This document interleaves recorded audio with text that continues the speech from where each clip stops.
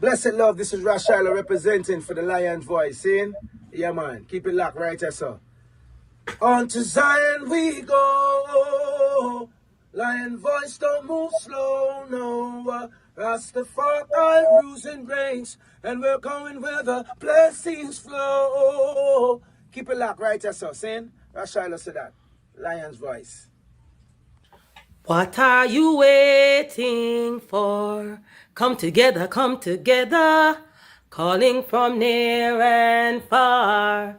Know who you are. What are you waiting for? Rally up, it takes the dust. What are you waiting for? Ancestors paved the way for us. Yes, I am Ketis Oyonde, asking, what are you waiting for to come together? The time has come for the lions to tell our own story. This is the Lion's Voice. African pride, root of all nations, boy. I tried with the lion, the Rastafari. Lion of it tried with lioness like I do. Empress on the front line, we need you. Well, this is Medicine, the steady one, and you are now tuned in to the Lion's Voice Network. What the lion fought for do? Scorch them. Roast and parch them. I will never stop, hail the Most High. And I will never stop, call Rastafari. Blessed love, this is Kushite representing for the Lion's Voice. We are here to tell our own story, Rastafari. Empress Manel, and I young scientist. Oh, your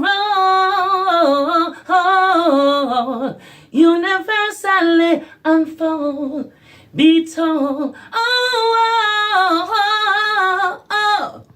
Blessed love, this is Itege Idama, and it's time for the lioness and the lion's voices to be heard. This is the Lion's Voice, Rastafari. Yo, blazing fire, yeah man, this is Ras Indio out of Belize, and the time has come for the lions to tell our own story, right? Yeah man, we blaze fire, burning the wicked and the dirty vampire. Yeah man, Ras Indio said that, blazing fire, lion boy.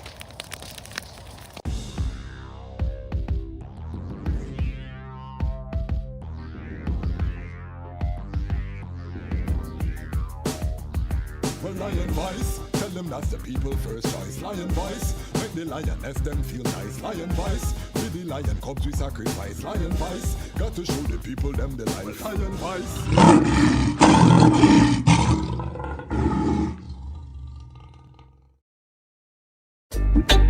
Yeah, Rastafari, Emperor Selassie the first. Tell the people about Empress Mene. Well, even if the stars they fall and the moon turn into blood, but to the coming war we stand tall. I will shower you with my love. And even when the people start ball, cause they see the city streets them flood, but when the hurricane blow down their wall, I'll be by your side and me nah budge. Think I found the love of a lifetime. I love you every day or the night time. Almighty, I made your light shine, and unto I, your love was a lifeline. Think I found the love of a lifetime. I love you every day or the night time. Almighty, I made your light shine, and unto I, that light was a lifeline. It seems like the world is upside down. I will never hide, I'd rather stand my ground. Lion of Judah blessed with the triple crown. Can't come fool I with no circus clown. Now fear no hurricane or the cyclone. Respect for Mama Earth with that embedded on me bone. That's why I will never leave you alone. Protect you from harm when the alarm sound. So even when the stars they fall and the moon turn into blood, to the coming war we stand tall. I will shower you with my love. And even when the people start ball, cause they see their city streets them flood, when the hurricane blow down our wall, I'll be by your side and me not budge. Think I found the love of a life. Almighty, I made your light shine, and unto I, your light was a lifeline. I think I found the love of a lifetime. I love you every day or the night time. The Almighty, I made your light shine, and unto I, your love was a lifeline. They say hurt people, maybe that's why Babylon them so evil. Maybe Babylon abused as a child.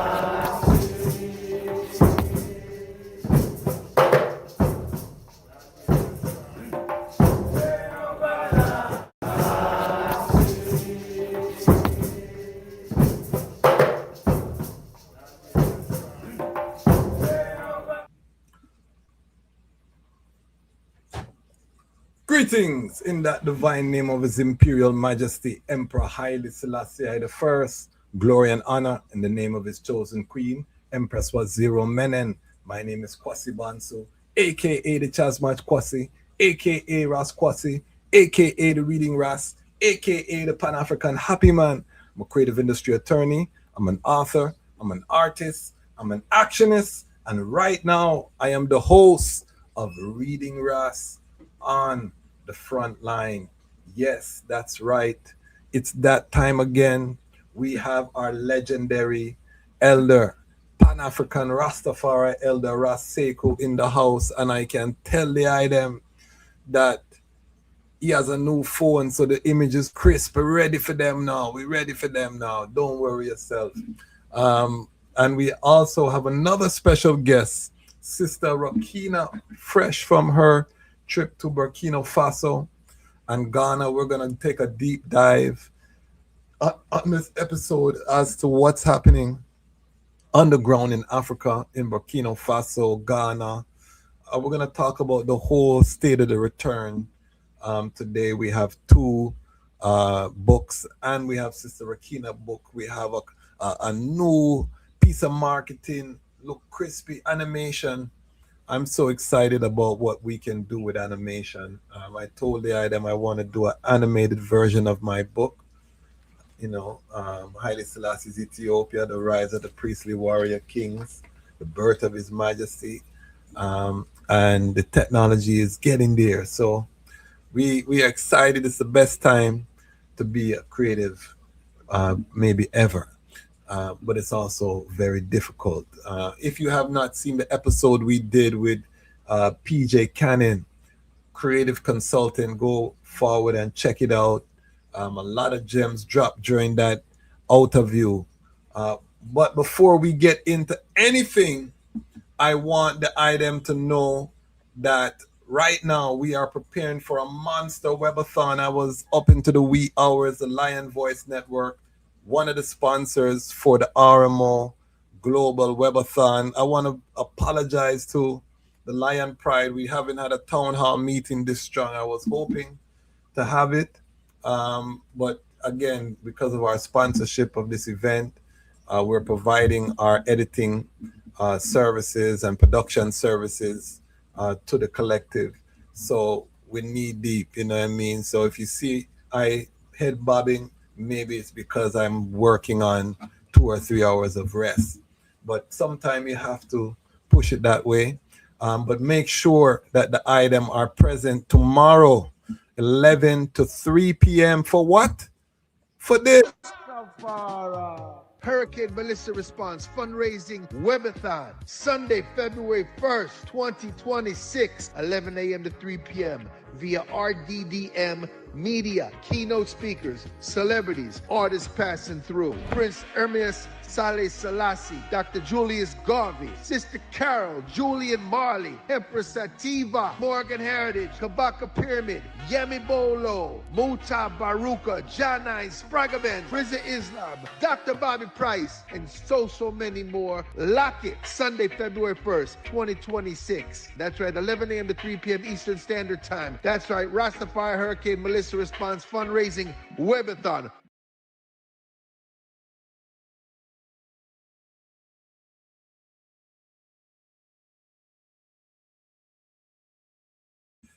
I realized I was on mute. This is a history in the making. We're praying that this can be the first collective Rastafari $1 million plus fundraising. So definitely tune in and let's see what we can do working together, hands and hearts, working in unity. There is so much that we can accomplish. It is a pay-per-view. You can do, I think, 5, 10, 25, $50. Everybody sees the same product is just about what you want. We also have a GoFundMe that's up right now. You can also go through the GoFundMe. All the information will be there. You'll get an update on the work that's happening on the ground in Jamaica. It's really phenomenal to see the Unity manifest. We talk about it, but to see it in action, over 32 Rastafari and Pan African organizations coming together for one cause is very humbling. The son of of His Majesty, the grandson of His Majesty, the son of Marcus Garvey, son of Bob Marley. So much royalty involved. The Leonard P. Howell Foundation is a part of the RMO. You know what I mean? So it's just unity all around. Finally, we see it manifesting. And again, we're a proud sponsor of the vibration, and we're inviting the whole global family to attend. So moving forward, before we get into the episode, let me just big up the greatest online community on the planet. Who am I talking about? I'm talking about the Lion Pride. If you subscribe, you're part of the Lion Pride. I love the idea. I'm 60,300 strong and growing every day. I love the messages. Make sure you like the videos for the algorithm. I see DJ algorithm in the comments. Big up yourself. And people know that this is how they program these platforms, the algorithm. So hit the like button, hit the notification button, make sure that we are making the noise we need to make right now. As we speak, America is on the brink of an invasion or a attack of the Islamic Republic of Iran. If this happens, it's going to be one of the most disastrous wars in the modern era. Iran is threatening to close the Straits of Hormuz. We did a whole episode on the Straits of Hormuz and the implication for the global oil prices, the cost of your groceries, the interruption in global shipping. Poor people are going to feel it during this next conflict.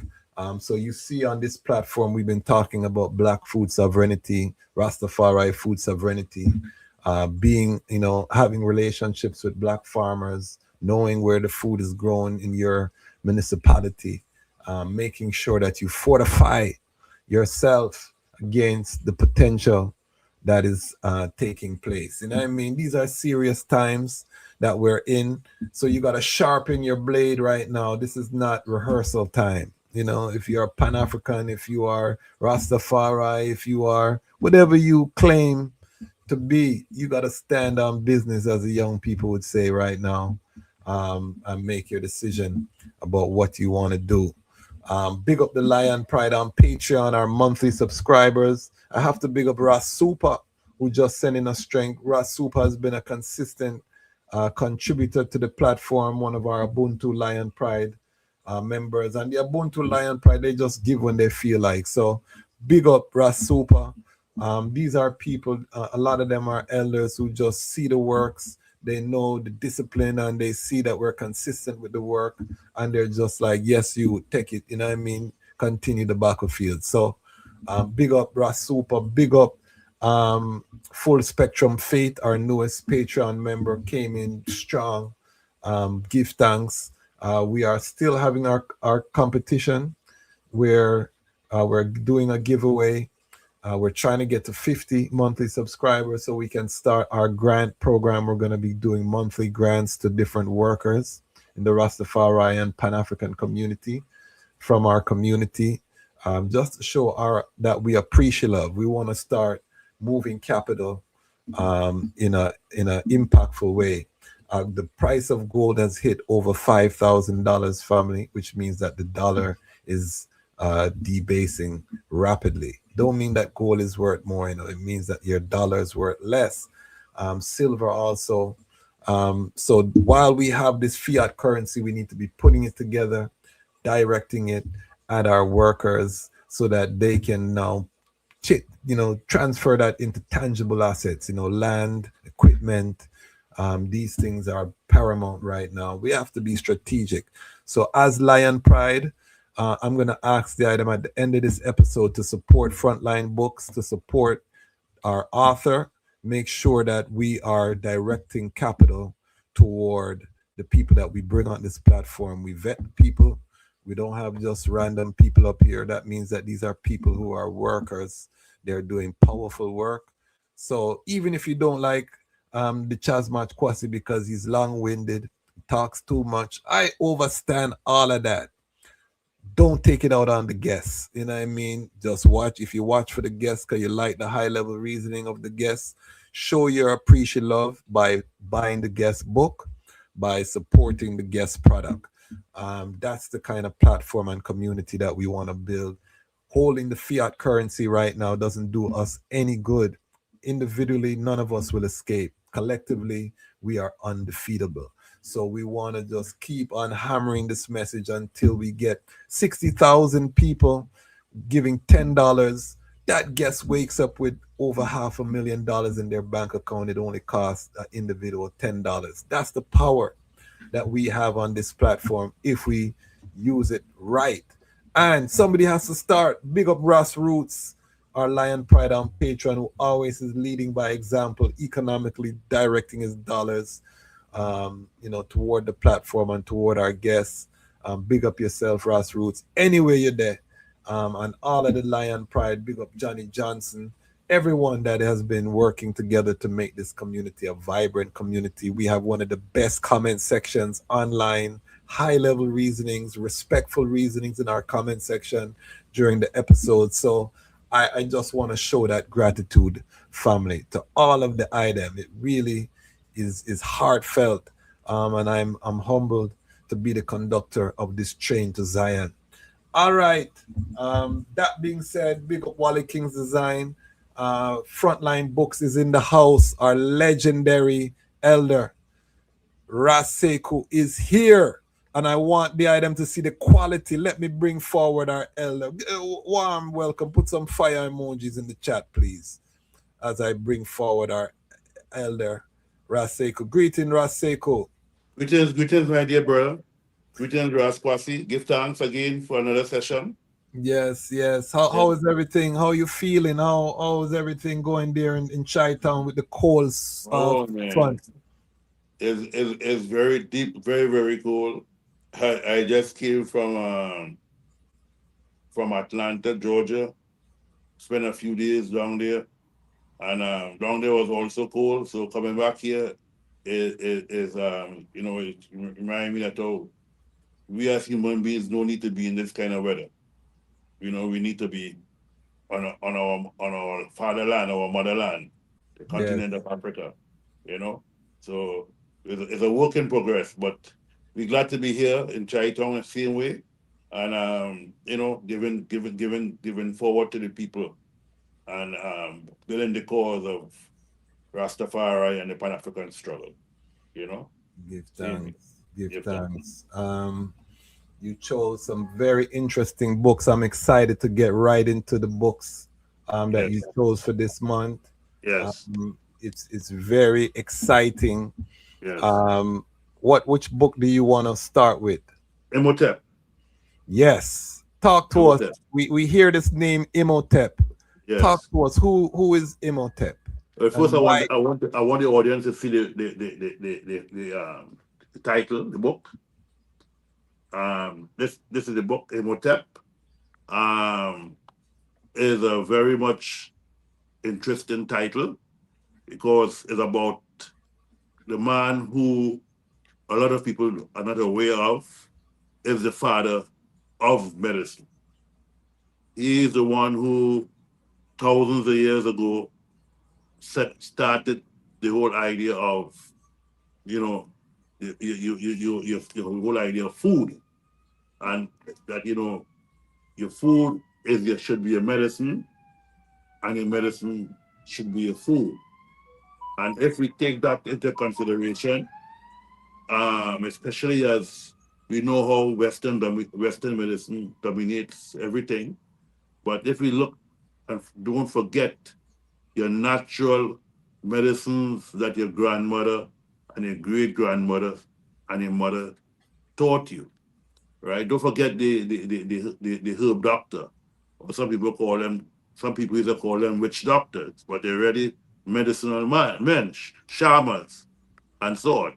And this is goes back into the whole idea of what medicine we as a people should look to deal with the most natural elements, not saying at all to forsake um, the hospital and so on, but you should get, if you get an X-ray, but work with the medical people who are herbalists as well, and or who combine both herbal or natural medicine with scientific or medical medicine.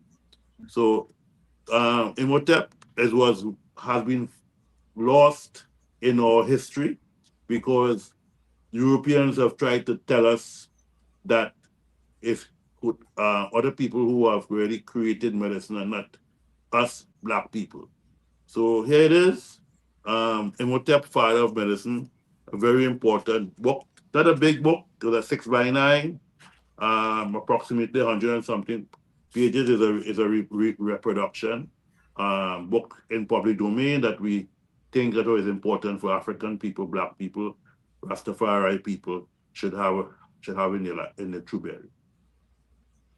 Give thanks, give thanks. How do we know about Imhotep? What was the research? Is it through archaeology? Is it through writings? How do people know about this ancient African? True writings left. Imhotep, I mean, the Egyptians, people of Kemet, they did documentary, they wrote, they kept information. So it's not that information is not there. It's just that the Europeans try to cover up the information so that the young people and would not know. They come like like how you entitle your program Lion Talk, but the same lion in reality, if the lion was to tell his story, he will tell a different story from the hunter. Because the lion have a different case to relate to. If the lion was to tell his story, he may say, I was in the jungle in my own habitat when these people came and they cut down the trees and therefore they destroyed my habitat, and I had my other fellow animals habitat. So here it is. I was coming and I saw this man trying to with a big piece of iron. I don't know what it is, and I had to take my chances and to defend myself. The man now, the European, the pale skin man, he would tell the story that he was walking around and then this fierce animal came and he had to take out his gun and shoot. But whose space it was first? It was, of course, it was the lion and the other animal space. So when the lion tell his story, he telling his story from his perspective. The hunter telling his story from a perspective of greed. So same thing with Imhotep. When they tell the story about who is the father, they say hippopotamus. They say he was the father of medicine, but in reality, all those people he learned under the foot of Imhotep. Imhotep was the one who was a master philosopher. He wasn't just into medicine, but he was into other aspects of philosophy as well. Okay. And they could trace it all the way back to Greece, because in Greece they used to send students who would spend 20 and 30 and 40 years learning at the master's feet in Kemet. and Nubia and Ethiopia. And what what you know today as what some people call the Sudan today was what was then called Nubia. What they now know as Somalia today was what some people called in those days the Punt, where Mhm. things like frankincense and myrrh and all these different things they got it from that area called Punt, and they Yeah. would come they would bring it to Kemet, which Kemet means the land of the black. Some people say KMT, some people spell it KEMET. So, but all that was part of the African continent, and the old Ethiopians would say that Ethiopia is the mother of Kemet. Kemet is their child. So you Mhm. know, so if any old historian could relate to that, to know that.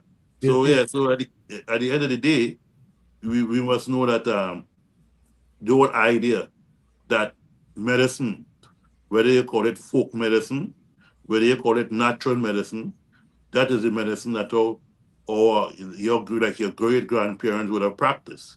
So even though then somebody went to school and to become a doctor, they still will follow up with the herbal doctors to know certain things because they knew certain secrets that the younger people didn't know. For instance, the example, things like inoculation or what you call and so on, what we call now the COVID-19, when they get a shot, right? Those that was created by a African on the plantation, and Hmm. right, and it was a brother from from the Yoruba nation who was captured and brought here as a slave, and he took the two bamboo pieces things together, and that's how he created the first inoculation. But he never get any praise for that, Wow. because he was a slave. Yes, yes. you know, you see. Is all of that information about Imhotep in that book? Will I read about? Yes, when you read about Imhotep, you're gonna read that he was a philosopher. And he wasn't Yeah. just a trained medical Was doctor. was he part of the nobility in Kemet, or was he He was doing? one of the he was like a philosopher. Okay. So if Yeah. he's a philosopher, that means that says nobility because he has time to Yeah, think. yes. It You has know, he's not worried a about certain the daily bread credibility, in that way. credibility. Yes. Typically, Do agree. So so there you have it, family. This book, Imhotep, hold it up, and I'll bring up the website shortly. Is for sale on Frontline Book. If you don't have this in the Trueberry, this is one that you want to make sure that you add. As Naya Bingi, you know, The we have a price is chant, only 18.95 is the price. 1895. We have a chant in Naya Bingi about Imhotep, the father of medicine. You know, he was an African. I'm proud to be black. You know, the one them know that chant.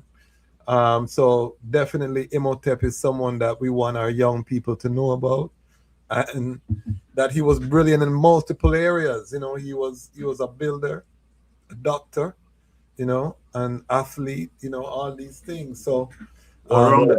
All yeah, around it. and that's how we want to develop our young people and ourselves.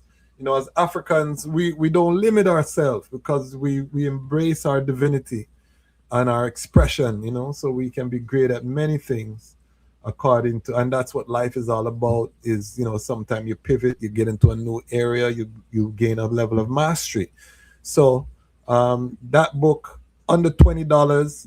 I would love to see 50 people watching this broadcast purchase that book. You know, let's start getting to some hard numbers here. You know, because most people will watch this on the replay. This is what we're talking about, moving capital. We want Elder Ras Sekou to be able to expand his staff. We want him to build physical supply chain on the African continent so we can start flood the continent with Pan-African books. We can do that from right here, from your living room, just by purchasing the books that come on the monthly program. So make sure 50 people. We want 50 people by Imhotep. All right. Anything else before we go to the next book, Ras Sekou? Just want to say about the importance of reading. Don't forget the importance of reading. Yes, You know, yes. they used to tell us long ago, when our foreparents, they used to tell them that they couldn't learn to read on the plantation. You couldn't learn to read. In fact, if you knew you was able to read, they would cut off your hands and all that kind of stuff. So they used to tell you, if you hide something from a black person, a slave, you hide it in a book. So because they don't expect the person to go into the book to look for the document. So we need to read. We need to fulfill our own research and not just depend on other people. Read something. We got to read something. I just start off reading something about Black history, but start reading and being able to collect your own mindset. You know. And when we were young, we used to have comic books. I don't even see comic books anymore. Yeah. Young boys used to read comics, Yes. and Yes. even though you didn't know, you were really building your vocabulary because they would have some big words in you were learning context, you were learning, So even these things, and this is why we need Pan African comic books. We need all of these things. There's nothing wrong with them. It's just that we were not controlling the production. You know what I mean? So we were listening to Black Panther by two European Jewish men. And we didn't realize that Black Panther comic came out in 1966, 3 years after His Majesty visited New York City and had the second largest parade in New York history in 1963. And when you look at Wakanda, which was an ancient civilization that was embracing modern technology, this was the story of Ethiopia, unconquered, in isolation. They took the Ethiopian story and they made a comic, but we were not the authors, And big up, there were some great Black writers that eventually, Christopher Priest and others who took up the comic. However, we need to own the whole production, not just be a writer, but own the IP, the intellectual property. So Ras Sekou is part of the ecosystem. He's a distribution arm, but we are, we're big thinkers here. So we're talking about the whole production chain. That's how we want the Lion Pride to think. So support, read, buy the books. All right, let's talk about the next book, which is a higher consciousness reasoning. What's this next book here? Man's higher consciousness. All right. And it's by a man called Utima. Utima has over 48 or 48 to 50 books. We have only published about 20 of them so far. You have about 30 more to go. He was a European, but he dealt on the level of what you will say history, and he dealt with truth, and he dealt with the different areas of naturalism, metaphysics, and so on. And his books raise your mindset to a particular level, whereby you could now look within yourself and look at your people, and therefore learn, and therefore share and impart. So man higher consciousness, when we were growing up, more so when we started to become like in the teenagers in the 60s, late 60s into the 70s, we start to hear about being a conscious man. And now that even the word conscious is kind of overbeaten. But consciousness in the sense, not in the sense of knowing who you are as a human being, knowing who you are as a man or a woman or a child, to figure out that you are here with a cause, with a reason, and that reason is not only to make money and so on, but it's also to how you and your fellow human beings would be able to get along and so on. And the whole idea how we could break down some of these pitfalls that we have that was created, things like racism, bigotry, and all these different things. How we could share our efforts. And that only comes when man and I say man, but I include woman, when we could grow to the level of having a higher level of awareness and for our fellow human beings and other people.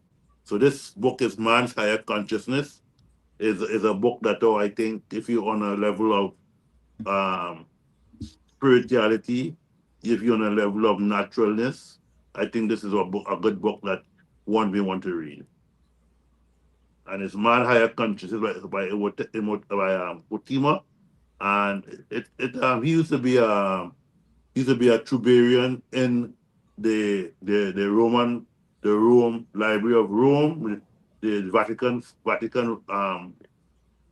Trubary, and so he know a thing or two that has been hidden from us in terms of spirituality, in terms of the occult world, and so on.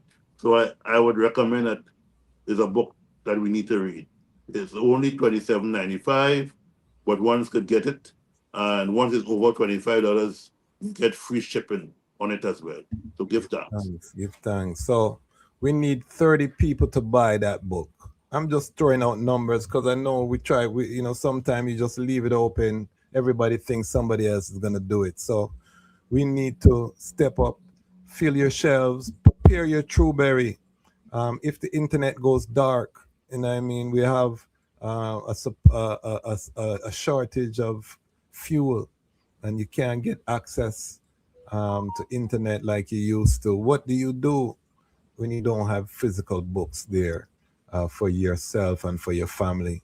So I was telling our guests before we went live, one of the aims of this channel is to make reading physical books cool. That's why you see the logo, the Reading Ras.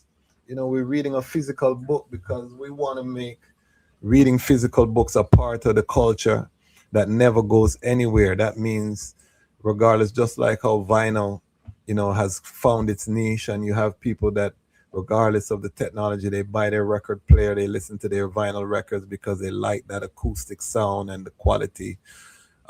We need to develop that love of having the physical page in our hand, flipping the page, having that relationship with the book, being able to have the book on the shelf.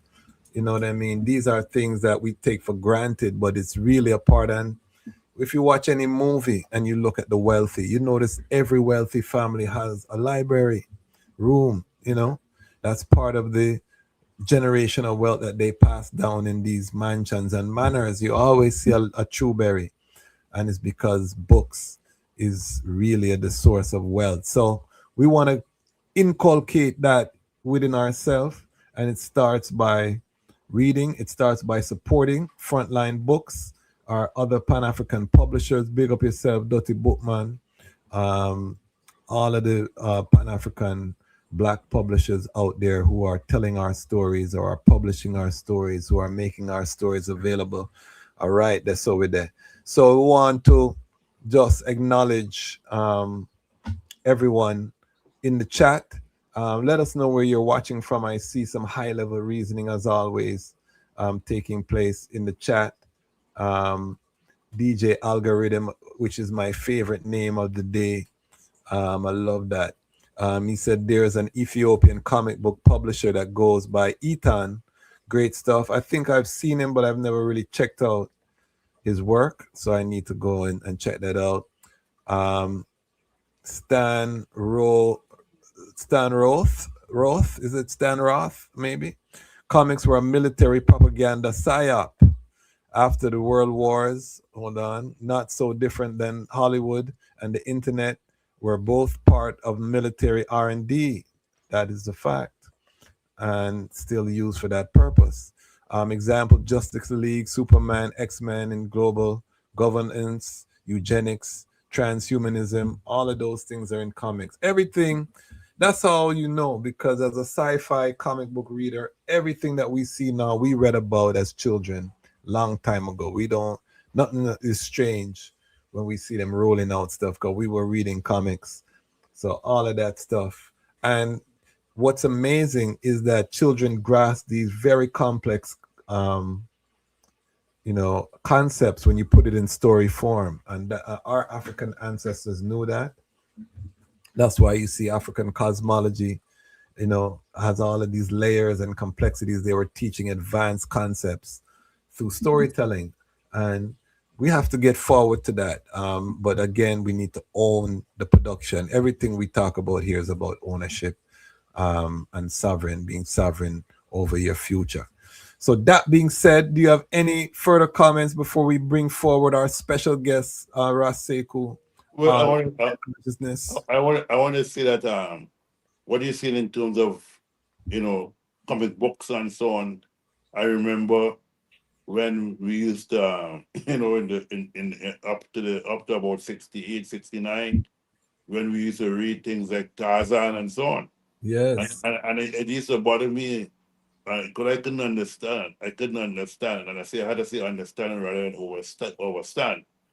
I couldn't comprehend that this white man, this pale skinned man, could talk to animals, chimpanzee and all these different things. And he had a pale skinned woman named Jane. And they came into the forest and the jungle, and I run things. and the animals could listen to them and could speak back to them, and the Africans there for thousands of years, and it was just like. So then I realized that it's how who tell the narrative, Yes. who was relating the narrative. So I'm so glad to be part of the publishing world and the writing world. And as Ras Kwasi say, we need to own all the aspects of production.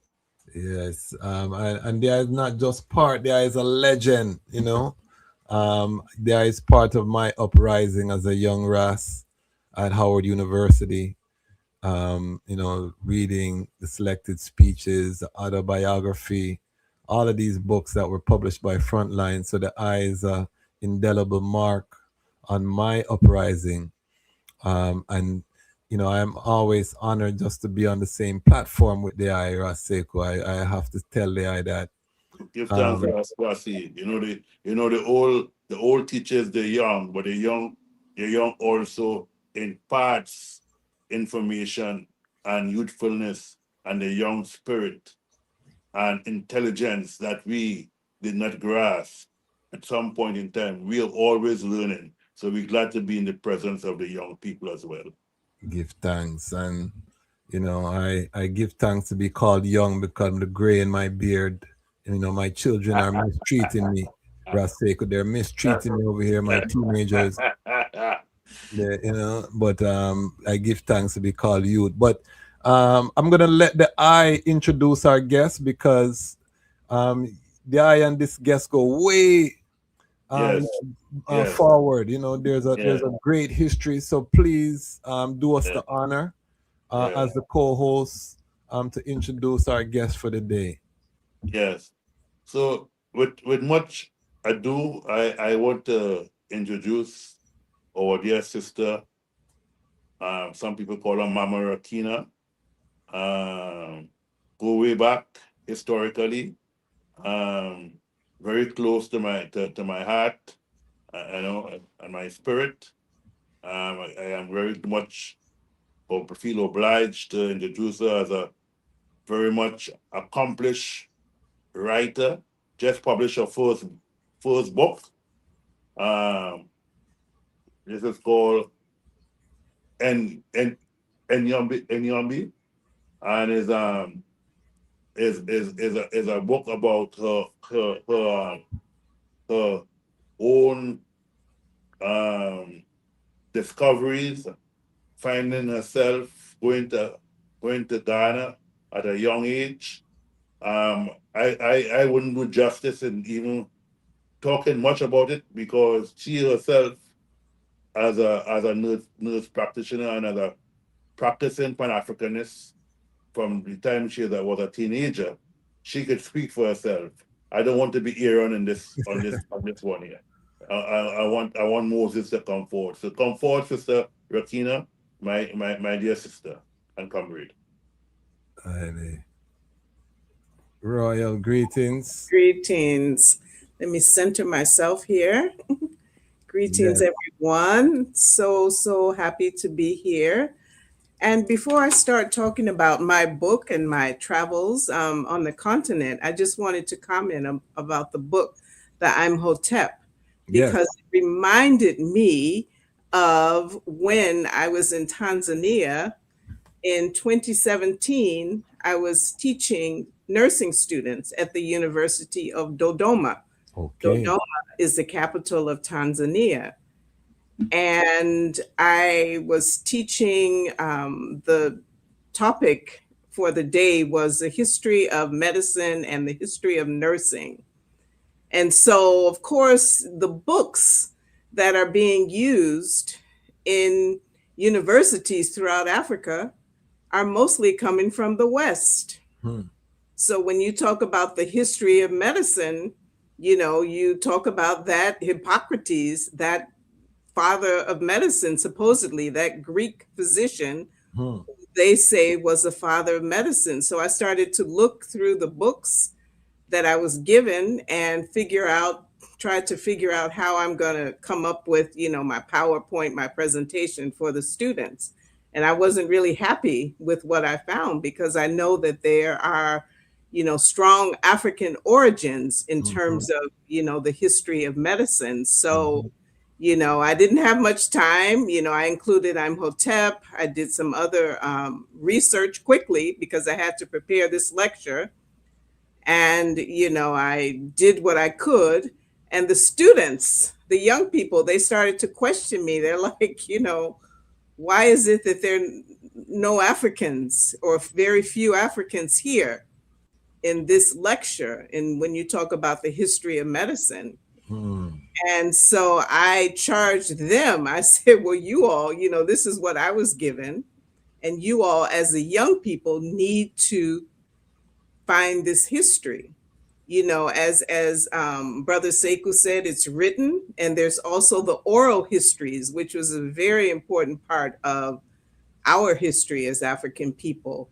And there's still, in my travels, I've seen some elders in various countries in Africa who still have so much knowledge and so much history. They're like a true berry, walking and talking, and we need to, I know there are people that have documented those storytellers, or griots, as some call them, but we need to make sure that we capture all of that. So I just wanted to make that comment. Give thanks. Today's episode, we are going to look at the groundbreaking work by Mama Rakina, but we have a special treat.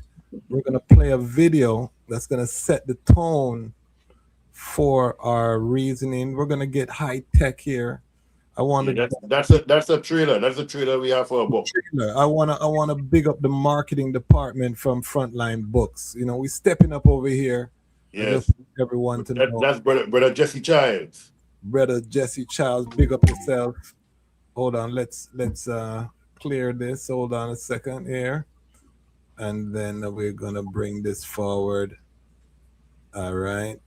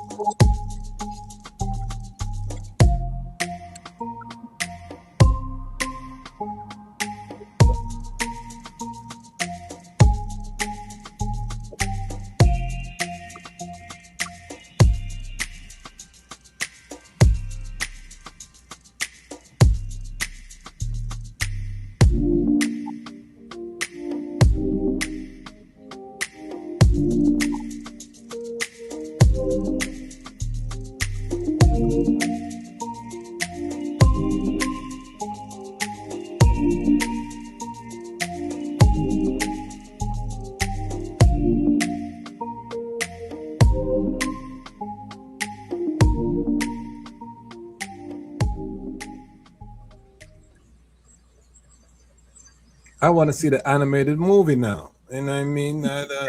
I know. Yeah, You know yeah, what I yeah. mean? But Africa is so beautiful.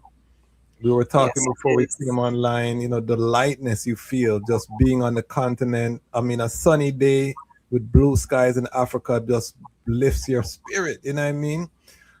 Talk to us about your experience with Africa, what inspired the book. We had her on before, but the Wi-Fi was terrible. So we want to take this from the ground because this is, a story worth hearing. So tell us what inspired this book and what journey can the reader anticipate? Yes. So yes, I was here before. I was in Ghana at the time, and as Brother Kwasi said, the Wi-Fi was terrible. But there is good Wi-Fi in Ghana. I was just in a place where the Wi-Fi wasn't good. So the book is titled. It's pronounced Yumbani. So it's almost like the N is silent, but it's not totally silent. So Yumbani, Yumbani. And that is a Kiswahili word. So when I say Kiswahili, Kiswahili is the language. Sometimes we just call it Swahili, but the language is called Kiswahili. And the word means home, Home. So Yumbani, an African travel memoir. So, what inspired me to write this book? I took my first trip to Africa when I was 15. So, I didn't go with my parents. I didn't go with my school. And I just went on my own. There were some friends of mine that also went. I was the youngest. Many of my friends were older, like 18, 19, but I was the youngest of my group of friends. And we found out I was living in Chicago, which is where I was born. I was living in Chicago. And at the time, really starting from age 13, 14, this is a time during adolescence when one is trying to figure out, who am I? This search for identity. So that was what was happening with me at age 13, 14. There was a lot of stuff going on in my home. We moved a lot. My family wasn't very stable. Okay. So, I'm a little bit awkward because, we were moving around so much. I didn't have a close circle of friends. But yet, I was searching for identity. And what was happening in the city of Chicago during this time, and this was during the early 70s, as was happening in many big cities in the United States and around the world, is that many of us folks, of African descent, I prefer to just say Africans, but, Africans from the diaspora, we were also kind of discovering our Blackness and some of us even our Africanness. So, it was James Brown, say it loud, I'm Black and I'm proud. Proud. We were wearing African clothes, dashikis, women were wearing head wraps. Nice. Our hair was letting our hair go natural. We called it a natural back then. Now people call it an afro. Yes. So there were Afro Sheen, I remember as a kid, watching the commercials, and it was even in Swahili, they had this commercial, Watu Wazuri, beautiful people use Afro Sheen. It was a little slogan that they had. And there was this woman with this big, beautiful, natural, I wanted to be that. And so I related to all these things. And in my community in Chicago, people were playing African drums, playing, music, African music. And, our music is African because we created the music, but the messages in the music at that time, people like Curtis Mayfield, as I said, James Brown, everybody, Marvin Gaye, what's going on? these were strong messages in the music. So I was in high school, and I had two teachers that talked to us and started telling us about Africa. And so prior to that time, what I learned about Africa as a young girl growing up was that, Tarzan, like, Brother Sekou was talking about, is Tarzan, in the jungle, the savages, the people are savages, and all that negative stuff that we hear about Africa. That was what I thought about Africa. So identified with that is not something that I wanted to have, happen. I didn't want to identify with that. But then, my teacher started saying, well, hey, that is not true. Africa had great civilizations. And, so I wanted to learn about this. So I started reading. And in my circle of friends, some people that I met actually outside of my high school, we started reading and studying together. So then an opportunity came for me to actually travel to Africa. This was in 1973. The cost of the ticket was $425 US dollars, round trip. So this was, now it's about 4 times that. But still, I'm 15 and I didn't have a job. I didn't have any money. My family, in fact, I'll read something from the book, but my family was poor. Please. And we didn't even have a car, let alone, riding on a plane somewhere, so how am I going to do this? So as a teenager, I was a little entrepreneur. I made jewelry, earrings, necklace, bracelets, and I sold them in the art fairs in Chicago. So I was able to raise my airfare just barely. And then we had to pay for other things. So it was a struggle. We had to pay for the passport pictures. And then at some point they told us that the flight was leaving from New York and not from Chicago. So now I had to figure out how to get to Chicago. So it was kind of a crazy time, but I made it. So I would like to read something from the book. Again, it's called Yumbani, an African travel memoir. And actually this cover was done by one of the nursing students in Dodoma at the University of Dodoma in Tanzania. So let me read from the book. Before you read, I just want people to understand this is not a regular 15-year-old. I'm trying to compute how a 15-year-old fundraises for a trip to Ghana without parental, pushing them to do it. This is a special soul. I just wanted to let people know what we're dealing with so they can be ready. All right, go ahead. Right. Okay. So when I wrote the book, I wanted to, I read a lot and I like to read, and I like to read different kinds of books, and, I like to read literature. So I wanted this book to read like a novel, even though everything in the book is true. I wanted it to read like a novel. So when I was in 2nd grade, my class went on a field trip to Chicago's O'Hare Airport. We were all excited and abuzz with questions as we bounced in our seat on the yellow school bus on the way to the airport. Would they let us fly somewhere in a real plane?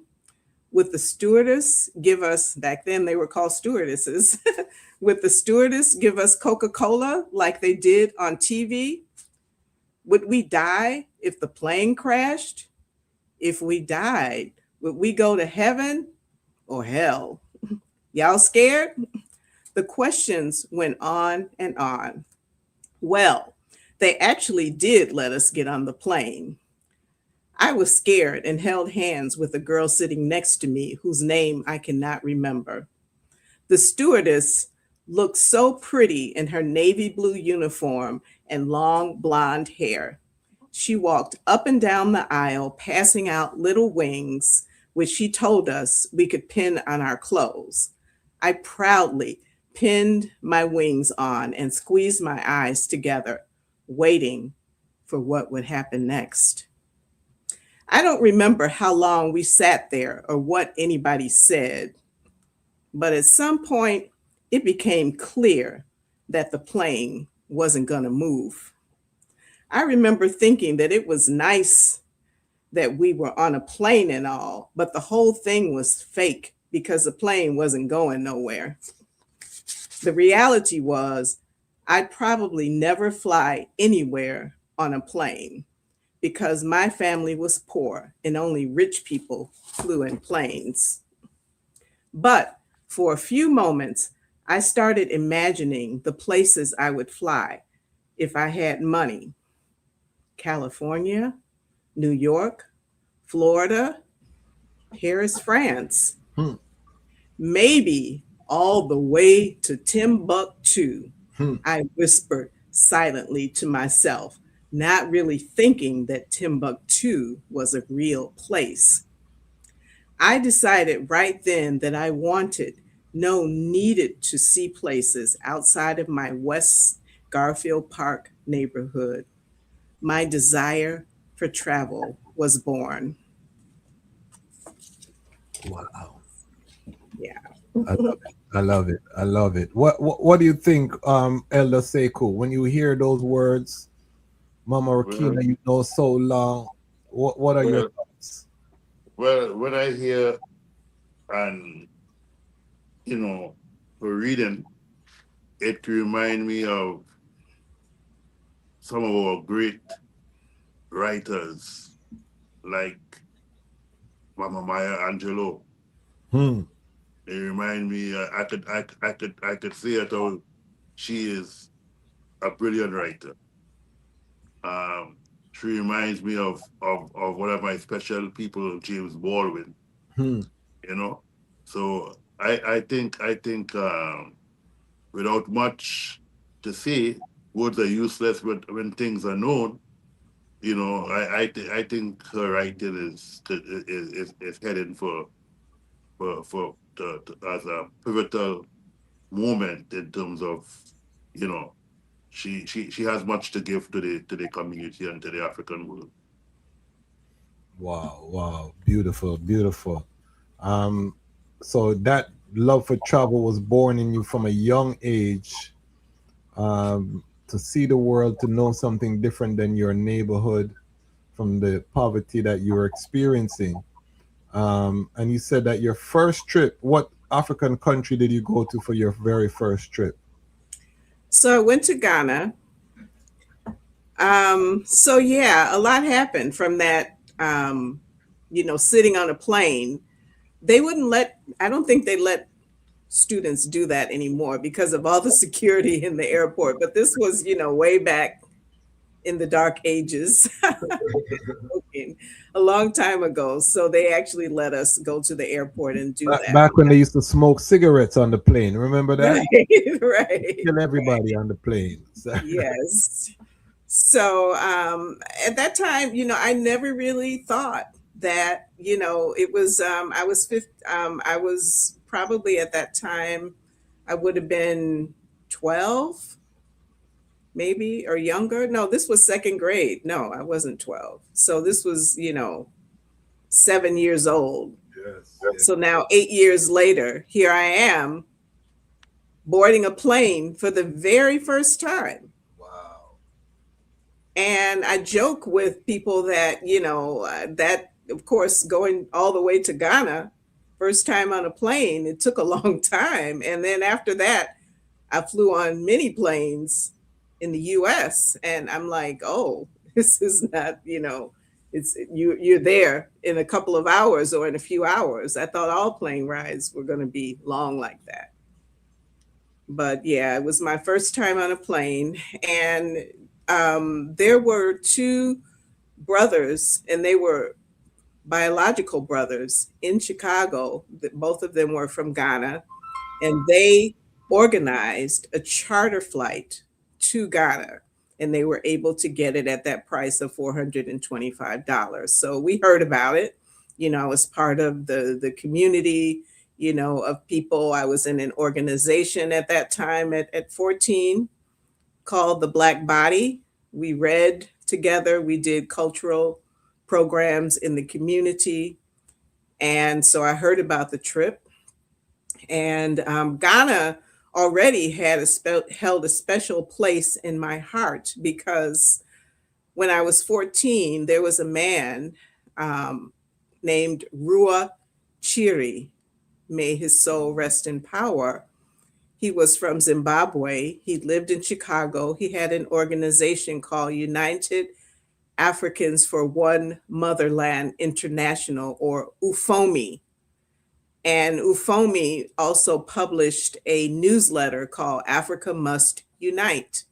And some of us young people who wanted to, we would go and we would, spend time with him.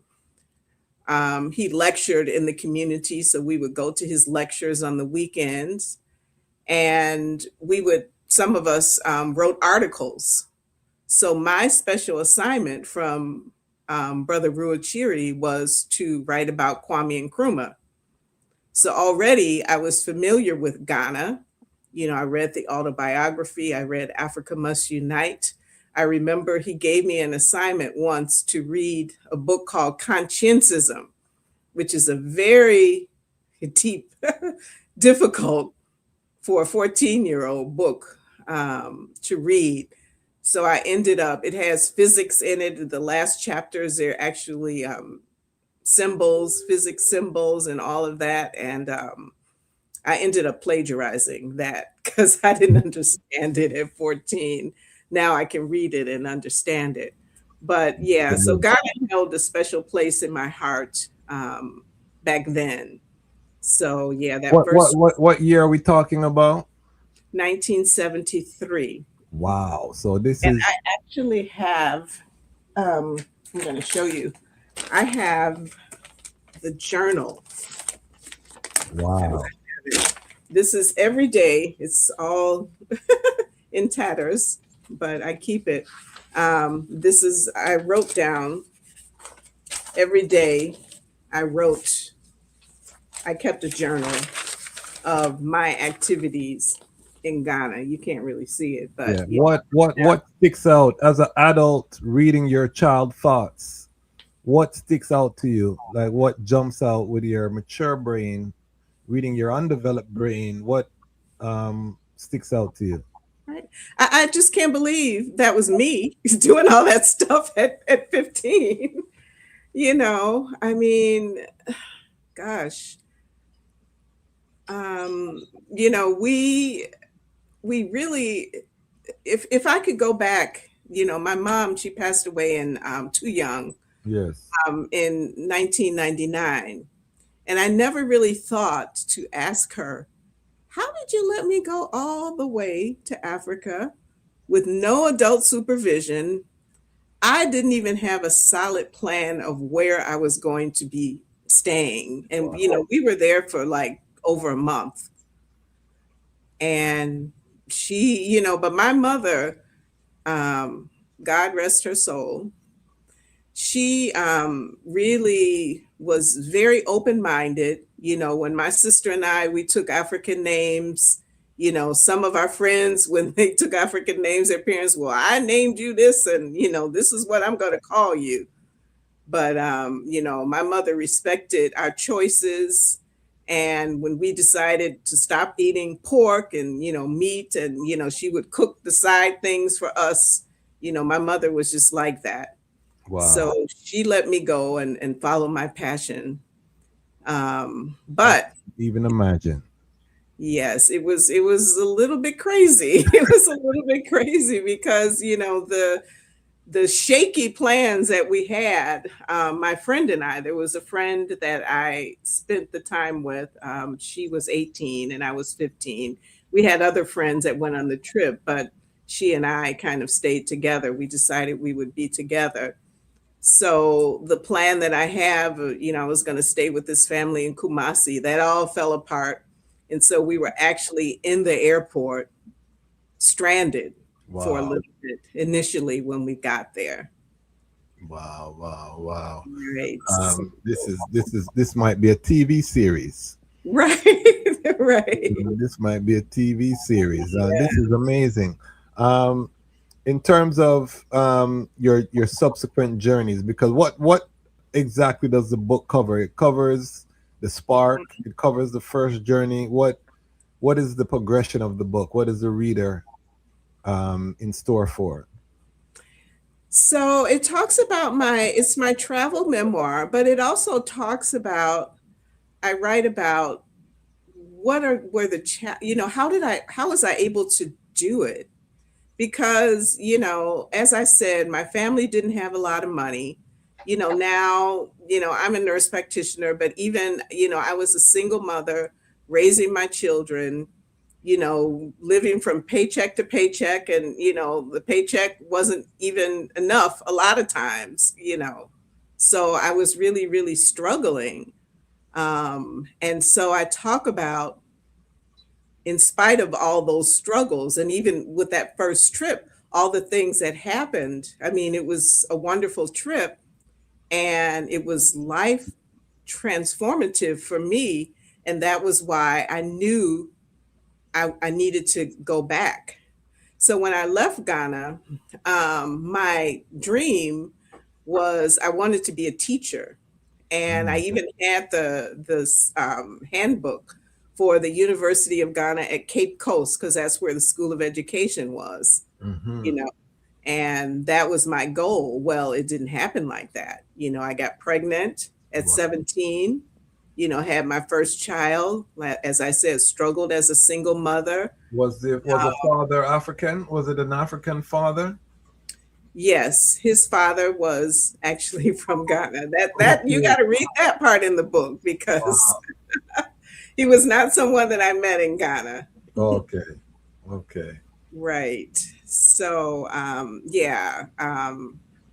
but yeah, it was a lot of struggle, and I didn't get back to Africa. I was always, wanting to go back to Africa. That was, always in the foreground of my life as I was going through, trying to, go to school and, raise my kids and, living in some apartments with, cockroaches and mice and, just really, really, really struggling. But Africa was always there. And I even, with my son, we went to Jamaica quite a few times, and it felt like Africa, a lot like Africa. It reminded me, that was probably after Ghana. Maybe that was my second time on a plane going to Jamaica. And we went to Jamaica, Sunsplash, several times. Okay. Right. So, but my second trip to Africa was not the one that I thought it would be, because it was in 1987, so a lot of years later, and that second trip was to Libya. Wow. Why Libya?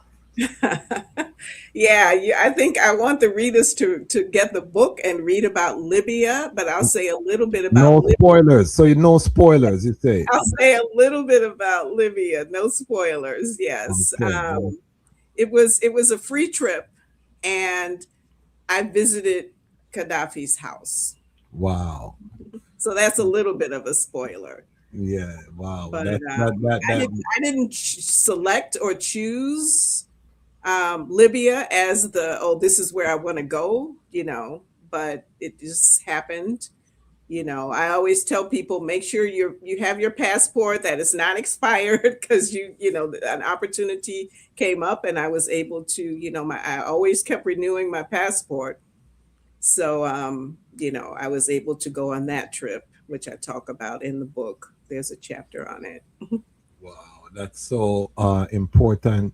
Family, we have here Sistah Rakina, author, traveler. She has shared her memoirs in the story form as a novel. This is a book that everyone should be supporting. We want 50 members of the Lion Pride to purchase this book. From this episode, put Lion Pride in the comment section or wherever the payment if they allow you. Let's make our presence be felt and let us support this important work. One of the reasons I was so excited to have Sister Rakina here is because she has also traveled to Burkina Faso recently, and we all in the Pan African world have been talking about Ibrahim Traore, the AES, Semi Goita, Chiani, all of these great leaders who have rekindled the spark across the continent, that Pan African spark and the Pan African, the power of our unity. And she's been on the ground, so we're going to ask her about it. But before we do that, I want our elder Ras Sekou hearing what she has said. I want to know if you have any questions for her Yes. based on where she is. Well, first I want to say that the book is a spectacular book. Although I'm not saying this because we are the publisher of the book, but the book is a spectacular memoir. It is a good read, and it's a 6x9, and it's about approximately 444 pages thereabout. So it's a lot. She not only talks well, but she writes well, and she writes a lot. So she not only talks, but she also writes a lot. So I myself was surprised when the graphic layout person said there was 400 and something pages. I said, what? So many pages? So anyway, the book is only $29.95. So you can get it on the website, Frontline, thefrontline.com for $29.95, free shipping. So I want to ask Mama Rakina one question. What inspired you to continue to document your day-to-day life in terms of writing it in a journal that you could look back at now after so many years and see some of the where you were as a teenager? What, because it takes a lot of discipline, a lot of discipline, as we would say in Rastafari, to be able to make a note of, take time to write make notes of your day-to-day journey. What inspired you to continue to do that? Well, I think I was more disciplined as a 15-year-old than I was later on, because when I was 15, every single day, when I came home, we stayed with the family every single day, did not miss a day. I wrote down what I did. And, making that into a book, it was I had to reflect back on, because I was just writing down events, went here, did this, did that, but I had to reflect now on how was I feeling, because this is a book that, again, I wanted it to be reading as a novel and not just reporting of events. So I had to reflect back, and it was actually a lot of fun, to go back and think about those things. And again, I couldn't believe that, that was me. So I really didn't journal as much when I went to the Gambia, which was the first place that I actually did work in Africa. I was living in Wisconsin at the time in graduate school, and I was doing a post graduate program in global health. And part of the requirement was to do a field experience. And so I chose the Gambia because one of my closest friends, her name was Ami Juf. She passed away of uterine cancer, but she and I always talked about going to the Gambia together and doing a project with, my specialty as a nurse practitioner is women's health.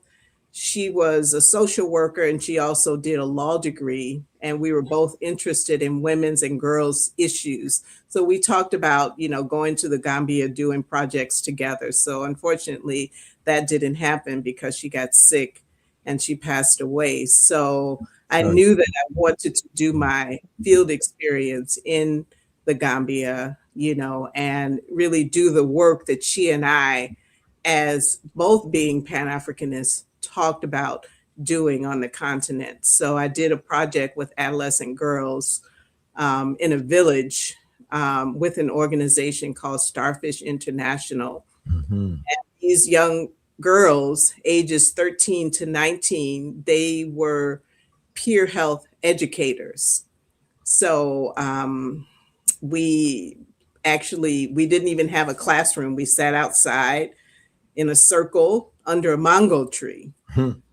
And, we talked about women's and girls' health and, sexual and reproductive health, topics that are taboo in the culture in the Gambia. But the girls wanted to talk about it and they had a lot to say. And now I'm proud to say that a couple of the girls this was in 2015. I went back twice. A couple of the girls are medical doctors and they're all doing amazing things in the Gambia. Nice. So yeah, that was, but so I had to write for the course. I had to write a paper. So I had to, do some journaling there, but I really didn't journal. When I went to Libya, I wrote an article for a newspaper, which I couldn't find the newspaper, but anyway, so I did some writing, went to Senegal, I journaled a little bit, but I guess what inspired me to take all of that and make it into a book was when I moved to Africa. So the first country that I moved to was Tanzania. And that was when I was teaching at the University of Dodoma in Tanzania. I was also on social media, posting pictures and telling stories along with the pictures. And people were responding. People were like, oh, I had a really nice apartment in Tanzania. I mean, Tanzania is beautiful. And people were what made you move to Tanzania? Why did you move out of America? It was a job. Okay. So that was my ultimate goal.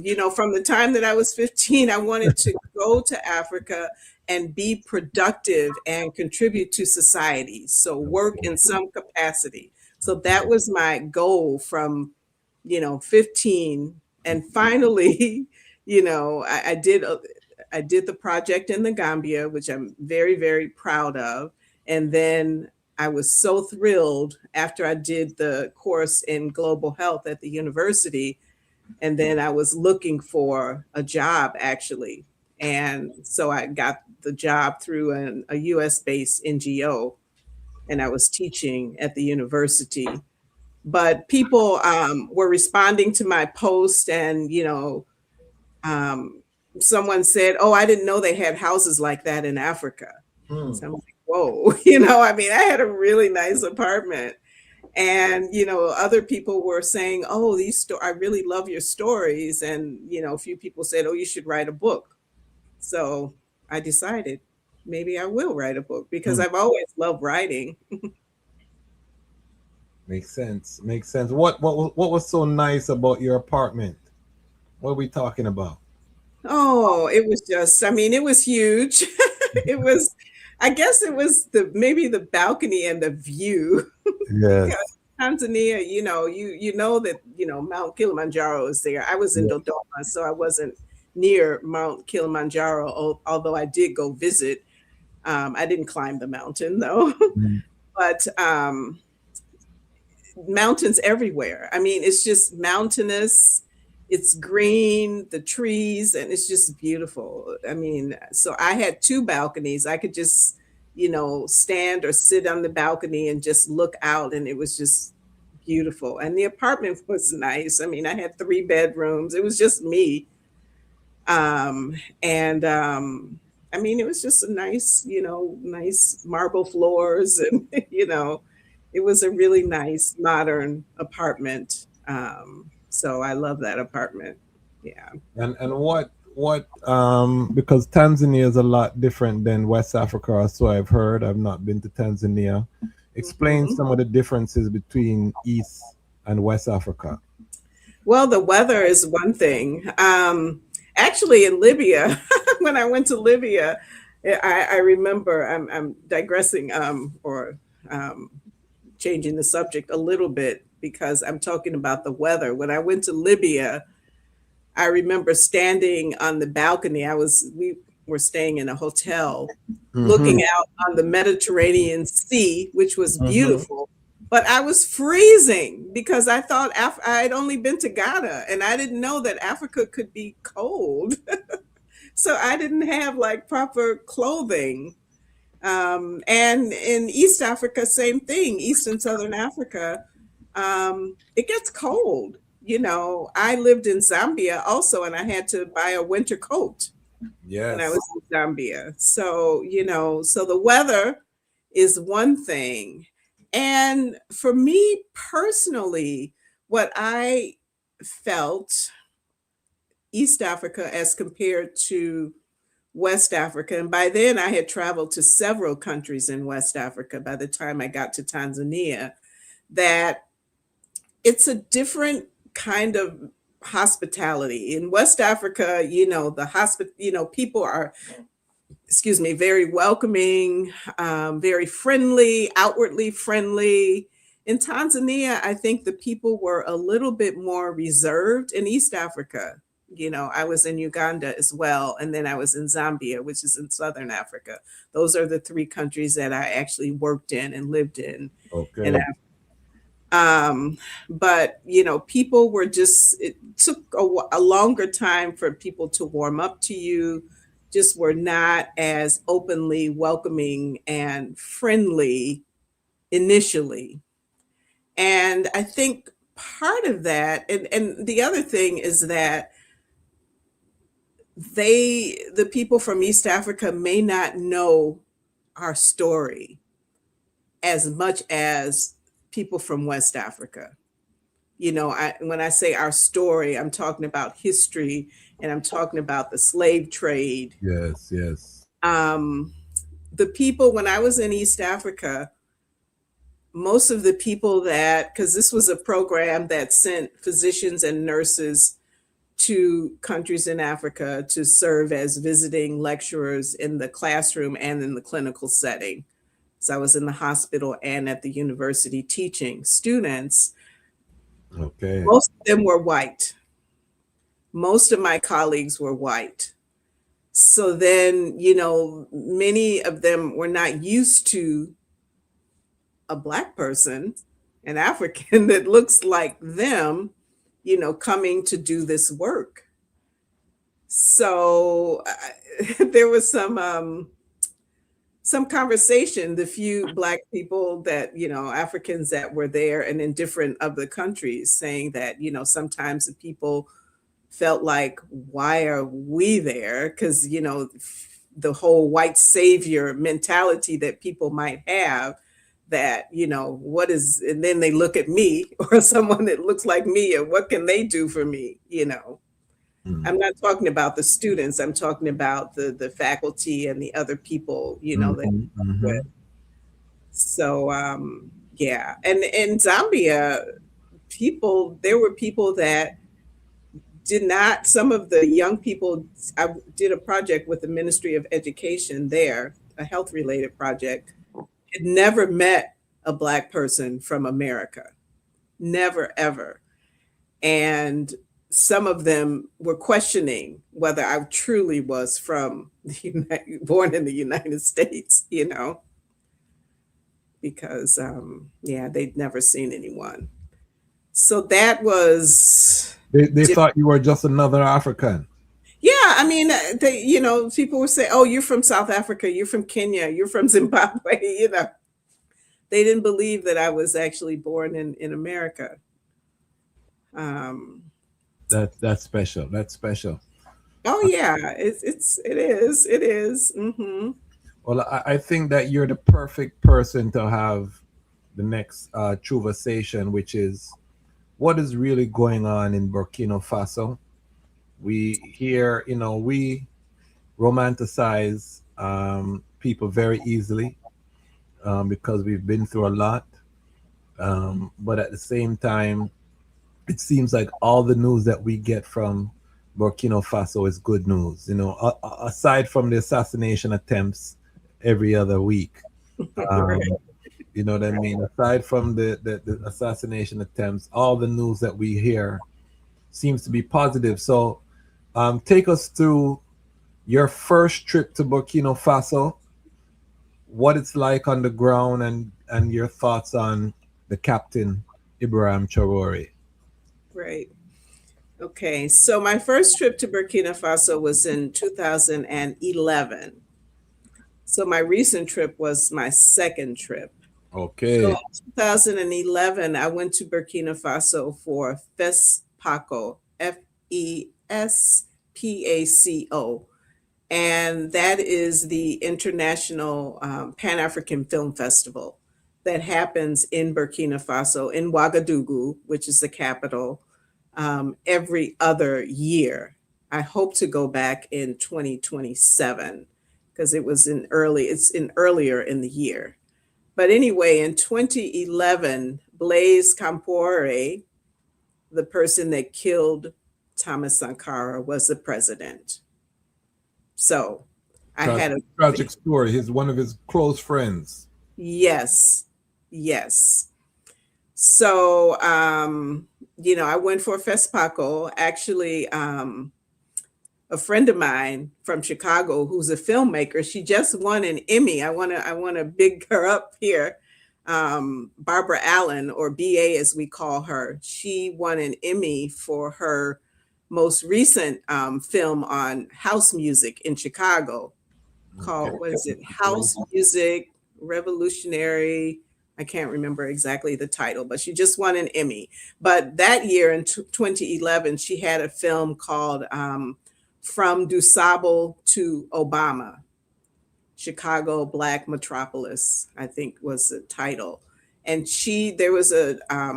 so FESPACO is kind of like, some people refer to it, I don't really like this, but just to give you some context, refer to it as the African Oscars. It's like a big film festival every other year. There are different categories and people win. And what they win is, instead of an Oscar, it's called a Yananga. Yananga was an African warrior princess. And she's considered the mother of the Mosi people. The Mosi people are the most dominant group in, at least in Ouagadougou and perhaps in all of Burkina Faso. So anyway,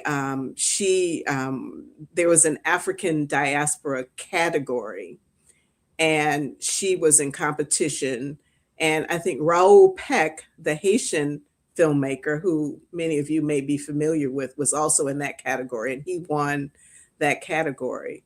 But that was my first trip to Burkina Faso. I was only there for, I think, a couple of weeks, and I didn't really get around the city that much except to FESPACO and some of the events that were happening around FESPACO. I did, because I always do this when I visit, like when I was in Mali, I went to visit the grave. It wasn't really the gravesite, it was a museum for Modibo Keita, who was the first president of Mali and was a revolutionary. So, of course, when I go to Burkina Faso for the first time, I want to visit the gravesite of Thomas Sankara. So I did that in 2011, and I was very, very disappointed because the gravesite at that time, I'm going to tell you about an experience. At that time, it was near a garbage dump. And as we were approaching, you could smell the trash, the smells, and there were goats and animals, rummaging through the trash, the litter, and everything. It was, and there was Sankara's grave along with the 12 other people that were killed with him in that site. So that was my trip in 2011.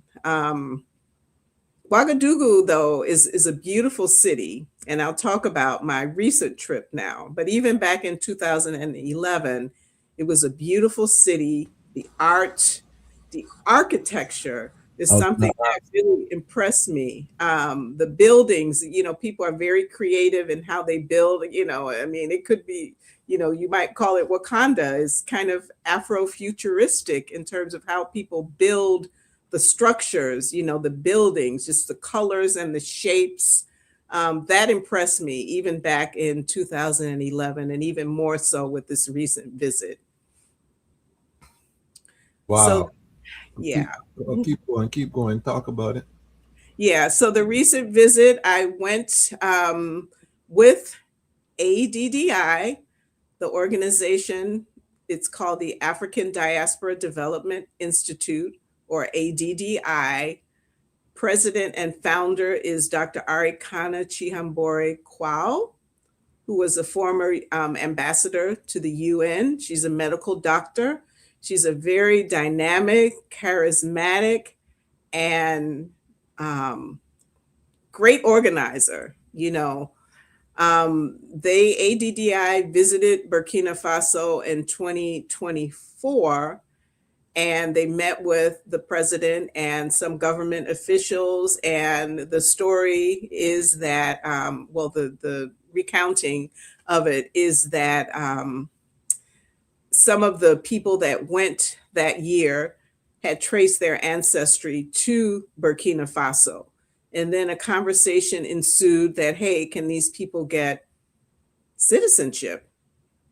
And so, the government said, okay, maybe we'll think about that. And so initially it was, and ADDI came back and, publicized that, you can go to Burkina Faso and get citizenship, if you meet all of the requirements. So at some point, over 1,000 people responded. People had been hearing, like Brother Kwasi said, people had been hearing about Traore and about Burkina Faso, positive things. And so people wanted to go. So the response was overwhelming. At some point, there was a shift, a change, and the government changed it to permanent residency as a path to citizenship instead of citizenship right out. A lot is happening in Burkina Faso, the assassination attempts, the West basically does not want to see the AES, which is the Sahel Alliance, and that's the alliance between Burkina Faso, Niger, and Mali. They don't want to see that, and they want to eliminate these leaders. And so there's a lot of negative propaganda. Like when I told people around me that I was going to Burkina Faso, the first question they asked, is that safe? I have always felt safer in Africa than I have in the United States or anywhere else in the world. I have never felt unsafe in Africa. So, and I did not feel unsafe in Burkina Faso. So what you've been watching closely, I would assume, the young man, Ibrahim Traore. What are your thoughts on him just as a leader and as a symbol? Do you think that we're putting too much on him too early? No. He's a Pan-Africanist. He is very, I think he's just brilliant. And, you talk about leaders, a leader is one person. And I think he's a brilliant and a great leader. But there are also others that are around him that are equally so. We worked with the ambassador to Burkina Faso. He's Koulibaly. I'm not remembering his first name. He's the ambassador in Washington, D.C., and the Ministry of Foreign Affairs. You know, from the moment, I just want to tell you about the treatment that we received in Burkina Faso, and I'll get back to Traoré. From the moment we arrived, you know, I don't know if any of you have traveled where, you know, now a lot of airports have the skywalk. Well, they didn't have the skywalk. When the plane lands, you walk down the stairs and you're outside. So we walked down the stairs. There were many of us that were coming for this ADDI event. Not everyone on the plane, but you know, they held up a sign that said ADDI, and they took us in a van to the main part of the airport, and they took us in this room. It was just like really fancy. Like it had these big fancy chairs, and you know, they just told us, you know, we were all so tired from traveling. They just said, sit down, we'll take care of everything. So they took care of, and when I say they, there were young sisters, young women that were all dressed alike, wearing African outfits. And they were the ones that were our support, our ushers throughout the whole 2 weeks. I was there longer than 2 weeks, but the program was for 2 weeks. So they were the ones that they spoke English and they assisted us. So you know how normally when you fly, you're international, you have to wait in line. We didn't have to wait in line. We just sat in these fancy chairs and relaxed, and they did everything with immigration. We had to get up at one point to do our fingerprints, but you know, the people in Burkina Faso, the immigration, even when I went to Ghana and came back to Burkina Faso during my whole stay in West Africa, the immigration officers, the people of Burkina Faso, the Burkina Bay, are just some of the most friendly, hospitable, warm people that I've met ever in any country in Africa. Wow. You know, so yeah, and it was just, I stayed with friends because, as I said, I visited before and I have friends in Burkina Faso. It is a French-speaking country. I don't speak French. I understand a little bit of French, but not much. So, you know, my goal is to learn more French. So when I come back, I can communicate better. But yes, there were events, you know, the first, that 2 weeks we had what were called Pan-African conversations. So there were speakers that came in, and there were various topics during that time. And then we also were taken on buses to different sites. The one that stands out the most to me was something called Faso Mebo. So Faso Mebo, F-A-S-O, is 2 words. The second word is M-E-B-O. So it's the development initiative for Burkina Faso. So Burkina Faso is developing very, very fast, and they're doing it on their own without, you know, foreign investors, without loans from, you know, foreign investors, because Africa, you know, Traoré says Africa has everything. We can do everything on our own. We don't need the French. We don't need the British. Africa, we have it all. You know, we can do it. And so, you know, Faso Mebo is kind of like the control center for all the development. So you go there, you see people, you know, making bricks, pouring concrete, and just, you know, loading trucks. And, you know, I mean, people are active and people are involved in this revolution in Burkina Faso. Everybody loves Traoré. I didn't meet any, you know, and I'm talking about people that are well off, because the people that I stayed with, they're a little bit well off. You know, then people that are not so well off. Everybody loves Traoré. And, you know, you can see, even within that time, you see, you know, development like factories being opened, you know, roads being built. And in some of the, so most of the main roads in Ouagadougou, and Ouagadougou is a big city. I learned that this recent visit, because when I went in 2011, like I said, I didn't travel around that much and I wasn't there as long, but it's a very big city. And so, but most of the main roads are paved. Most of the side streets are not paved.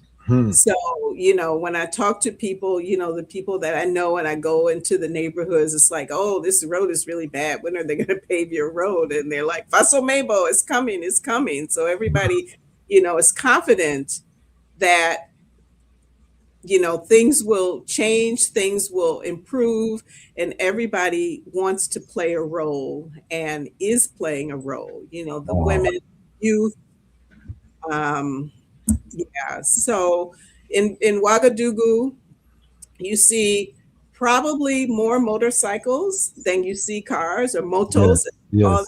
They have the lanes for the motos, but traffic is really bad. There's heavy traffic in Ouagadougou. Not as bad as Accra, though. Accra is way worse. Yeah. If you don't get out of Accra by 3 p.m., forget about it. Right. And, Ouagadougou doesn't have all those potholes like Accra does. Okay. That sounds like shots fired. Right.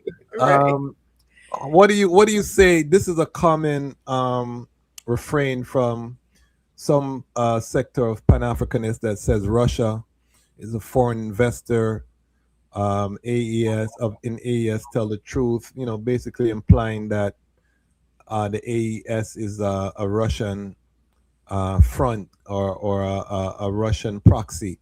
How do you but I can respond to that. But from my understanding, the relationship is such that the African people in the AES dictates the terms of those relationships versus, the French coming in as colonialists and colonizers and dictating. So yes, I mean, you can't, unfortunately, because the continent is not united, individual countries and even the alliance of the Sahel states, you can't be in isolation, So yes, Russia has come, they have gone to Russia and they have,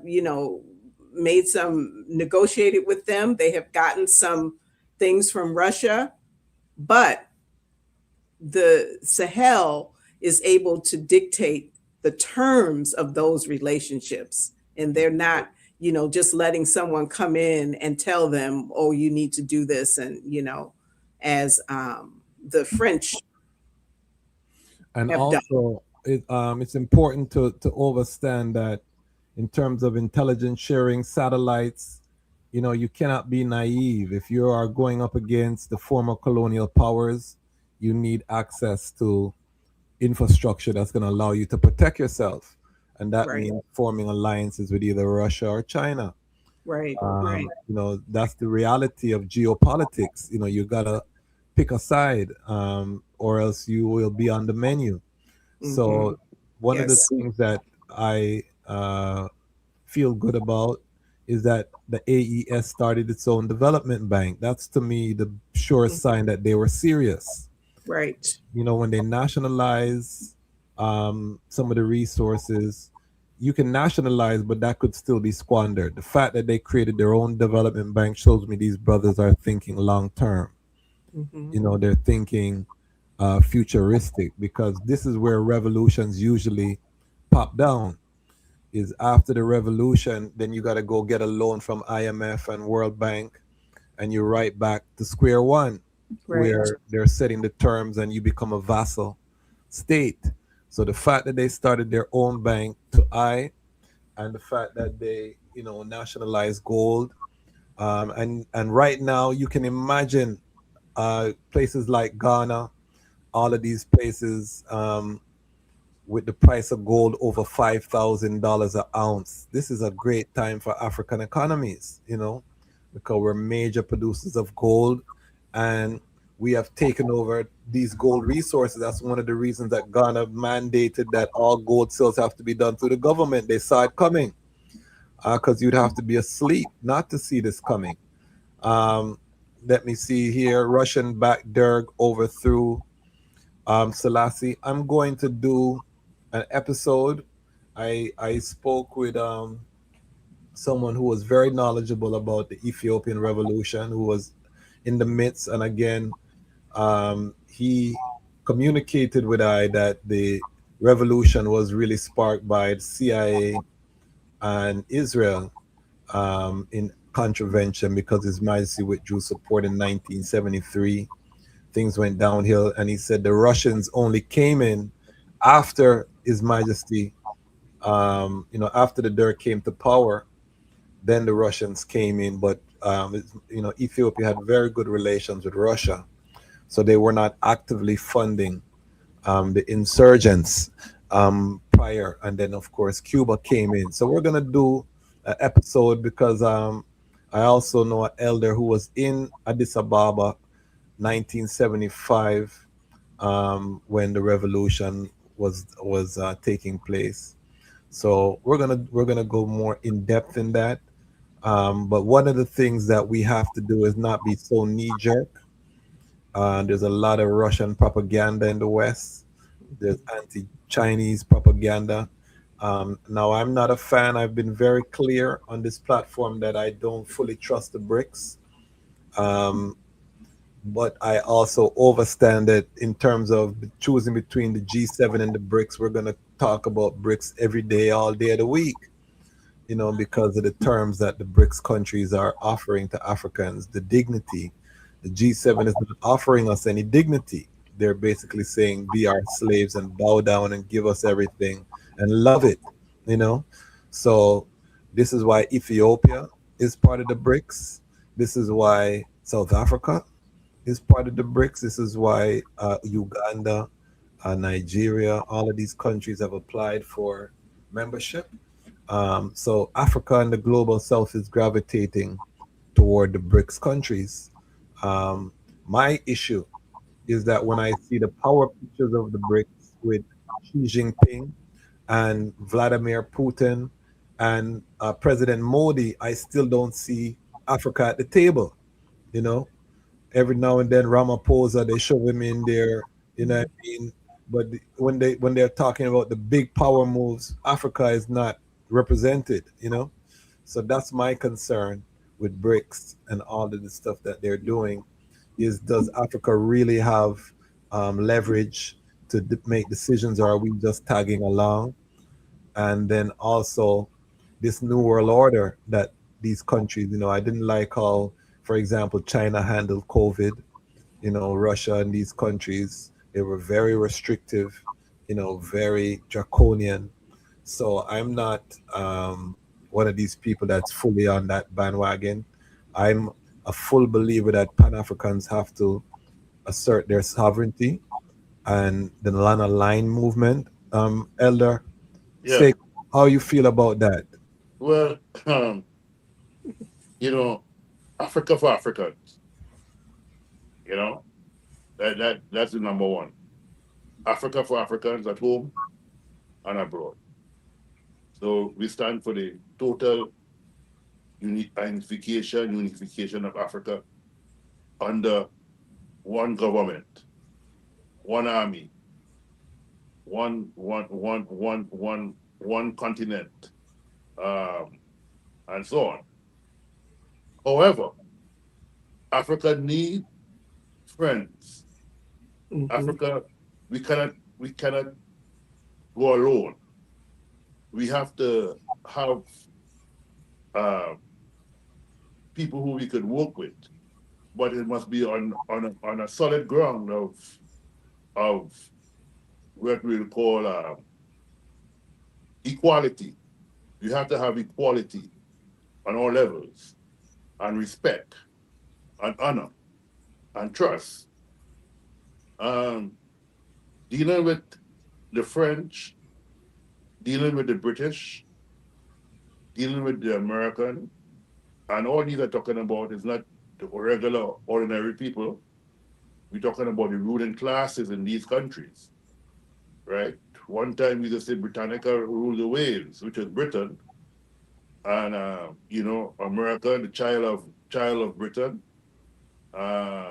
continue to exploit and oppress African and people, not only in America, but also in other parts of the world, the Caribbean, Africa, Europe, wherever African people are, and where we find down-pressed people, African people, Black people on the whole.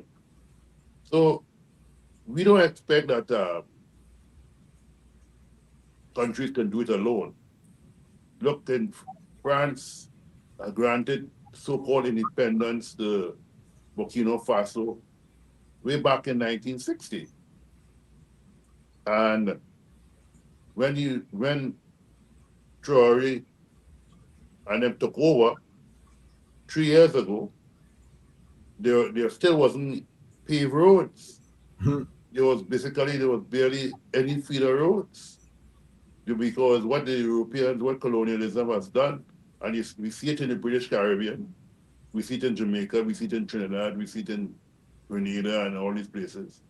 They make sure they have roads for their crops to go to be shipped, to go back to Britain and to go to to Portugal and to go to Spain, etc., etc.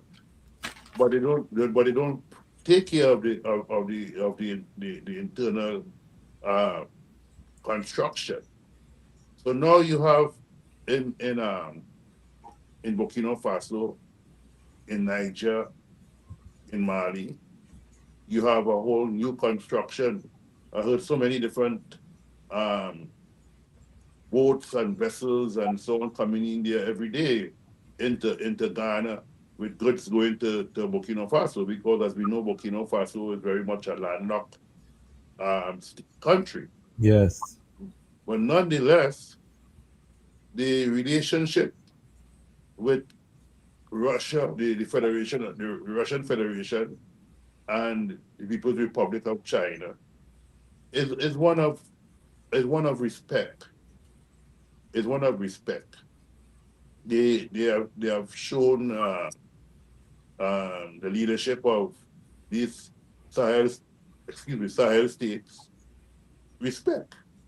They are sharing what you call what they call development plans, helping in terms of military technology, construction of what you call the new vehicles. You have any electric vehicles and so on. Now you have Burkina Faso is now developing their own vehicles and so on, because information is being shared. Satellite information is being shared, whereby they now could have an idea when rain is going to come and flood is going to come. They also could be able to deal with security. Russia had been assisted in terms of developing the gold refinery, developing what you call shea butter, processing shea butter.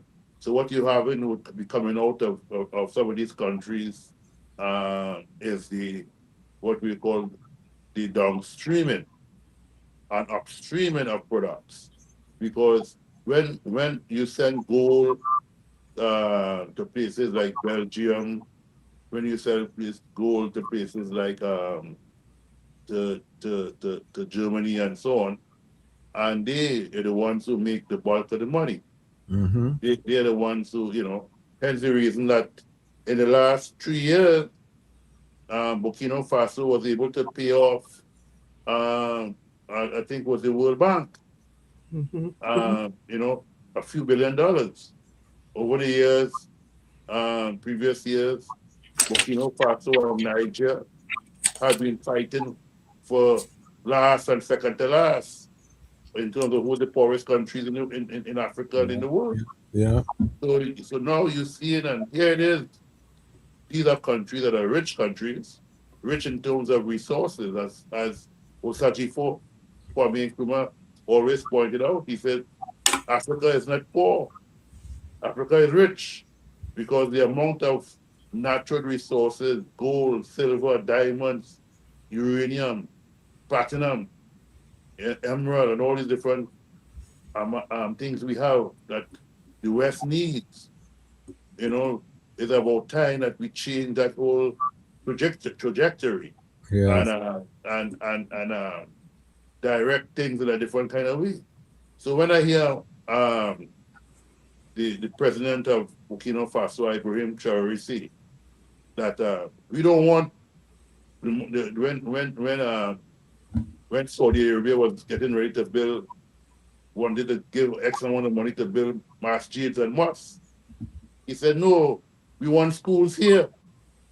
When I Yes. heard Traoré said, he said to Vladimir Putin, he said, listen, I want X amount of students from Burkina Faso to come to Russia to learn the highest form of technology and science. And I would pay for them to come out of my own purse, right? So these are some of the things we have to admire. When a man is offered more money and he said, no, I want to remain, I want to continue taking my captain pay. I want to continue driving my little car. I don't feel that I am above the regular people. I want to go out and pave the roads with the people of Burkina Faso, the Burkina people. Yes. Yes. So I look at it. I see young people in Burkina Faso setting the example for what is to come. And when they come together under that umbrella of the EES, I think it shows an example that where Africa can go in the future. That means the African Union could take a page out of that, because the African Union continue to be a parasite being funded by the They, African Union. they just signed a major deal with the West, the African Union, for infrastructure and trade, trying to counter the influence of BRICS. So now they're realizing that they're losing the whole continent, and the West is trying to pivot back The into West Africa. cannot even think back themselves. The West is in problems. Germany Well, is in problems. Spain is in problems. all of Italy them, is in problems. all of them. England is in problems. France is in problems. How could the West, which is in total denial and in total decadence, how can they help support Africa? They cannot.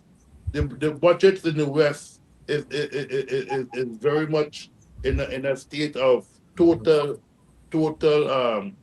deficits. Yeah, So and I think the point, and we'll seal up with you, Mama Rukina. We have the IDOR study group, so I do have to seal. But I think the point is, to the Stan Roth in the comments, is not that we are naive to what China and Russia pursuing their own interests. I think that's clear. The point is that is understood. That is understood. Yeah, that is understood. I think where the point is that as Africans, where we can negotiate terms that we get something out of it, whether it be infrastructure, whether it be training. These are deals that were not available historically with the Western colonial powers. These are the opportunities, the terms. Yes, we've had corrupt leaders that were installed in most cases. Well, we have to weed out some of those leaders, especially people like Mussolini and Mussolini in Uganda, and William Vuto in Kenya, and some of these people. Some of these old men need to go. Yes. They are being propped up by U.S. imperialism and European imperialism, and we have to be vocal about it. And these people must go. And I don't think as Africans we have the luxury of being naive anymore, and especially because we have 1 in 4 human beings will be African by 2050. That's just the reality. The all of the demographic is leading to an African century. So we need to position ourselves. The rising price of gold and all of these commodities means that these African governments are going to be flush with cash and value, because all of these mines that we now own and that we control, we'll be able to easily, seal the debts and to procure. And that is why Mhm. Brother Kwasi, the whole concept of sovereignty over independence is very much important. That is key. Independence it can be political. It's just a stamp, but it doesn't mean that you're free. I'm gonna give Sister Rakina, give us some final words. Again, if you're watching us live, we have renowned author Sister Rakina White. 15 years old was when she stepped into Mother Africa, and it never let her go. And she's been returning ever since to the continent. She wrote her story as a novel. Everything in there is true. It's kind of like my book. I wrote it as an epic fantasy, but it's annotated. Everything in here is historical, but it's written like an epic fantasy. So we're similar in that regard. I want 50 people in the Lion Pride watching this video to purchase. Go to the Frontline, and purchase the link. Send me a message. Let's start to move this fiat currency while it has value. Let us empower the people who are doing the work, who are bringing the message. We all can win if we invest collectively, not one person supporting, but we aggregate the capital. And only thing that we ask of those people receiving the capital is that they reinvest it forward in their community, whether it's in staff, whether it's in securing tangible assets. Let us all prepare ourselves for this Armageddon that is unfolding collectively. So with that said, give us your sealing salutation, Mama Rakina. Yes, I really want to thank you, brothers, for your analysis and answering the question that was posed. So I am so inspired by what I see happening in Burkina Faso. Coming back in Atlanta, where I live, I encourage you all to go and see for yourselves. The door of no return, and I'm quoting from one of the leadership of ADDI. He said to me, and I thought this was so profound, simple: the door of no return was a lie. And we can see that because we are returning home now. So I encourage you to go home, Burkina Faso, whichever country you choose, but specifically, I would love for you to go to Burkina Faso and see for yourself. I was so impressed while I was in Burkina Faso. I have friends from Mali. I have very close friends that are from Mali that live in various parts of the world. And, I always talk about, what's happening, my friends from different countries in Africa. And friends from Mali were talking about, they had a petrol or gasoline shortage. People couldn't get petrol to put in their cars to move about. And Burkina Faso, I saw it physically, where Burkina Faso was sending trucks and trucks and trucks filled with petrol to Mali. So I was so impressed, and I have been so impressed with what I see happening in Burkina Faso. Ibrahim Traore is a man of the people. He is loved by the people. He is with the people. He has heavy security when he comes out. He came and spoke to us, those of us African descendants that went along with ADDI to get our permanent residency. He came and he spoke to us personally. He's very humble. So I encourage you, go home to Africa. You know, you can read about it in my book about my personal journey. It's not a smooth road. You know, there are going to be some challenges. There's some people that I went with in October that stayed. They are still there. They're looking to settle there permanently. The government is building some houses because they realize many of us from the West will be coming. So they are opening their arms and their doors to us. Right now, you can't get a visa, but that's going to change. You know, that's going to change soon. So they want us to come home. They recognize that we are the children of Africa, and Africa is our home. So, you know, come home, go home to Burkina Faso, to other parts of Africa. I have a chapter, there were 12 countries. So I didn't mention Senegal, Ethiopia, Malawi. I was only in Malawi for a half a day. But these are some of the places that I traveled to. And in every single place, I was welcomed. Even though, as I said, in East Africa, maybe they were just a little bit slower to open the arms, but the arms were opened and I was welcome and I felt at home. Give thanks, give thanks. Brother Kwasi, can I say something? Yes, you can. Okay. I want to say that would like the listeners to know and the viewers to know that the book is available at $29.95. You could get it at all. If you don't want to get it at Frontline, you could get it at any online store or any well-known bookstore across the country. They could order the book, but it's a book that you need to know. And I would like to ask the author a special favor if she could read a paragraph, one of her special paragraphs for the community before she leaves. Okay, beautiful. Okay. Can you oblige us and read a special paragraph? Yes. Okay.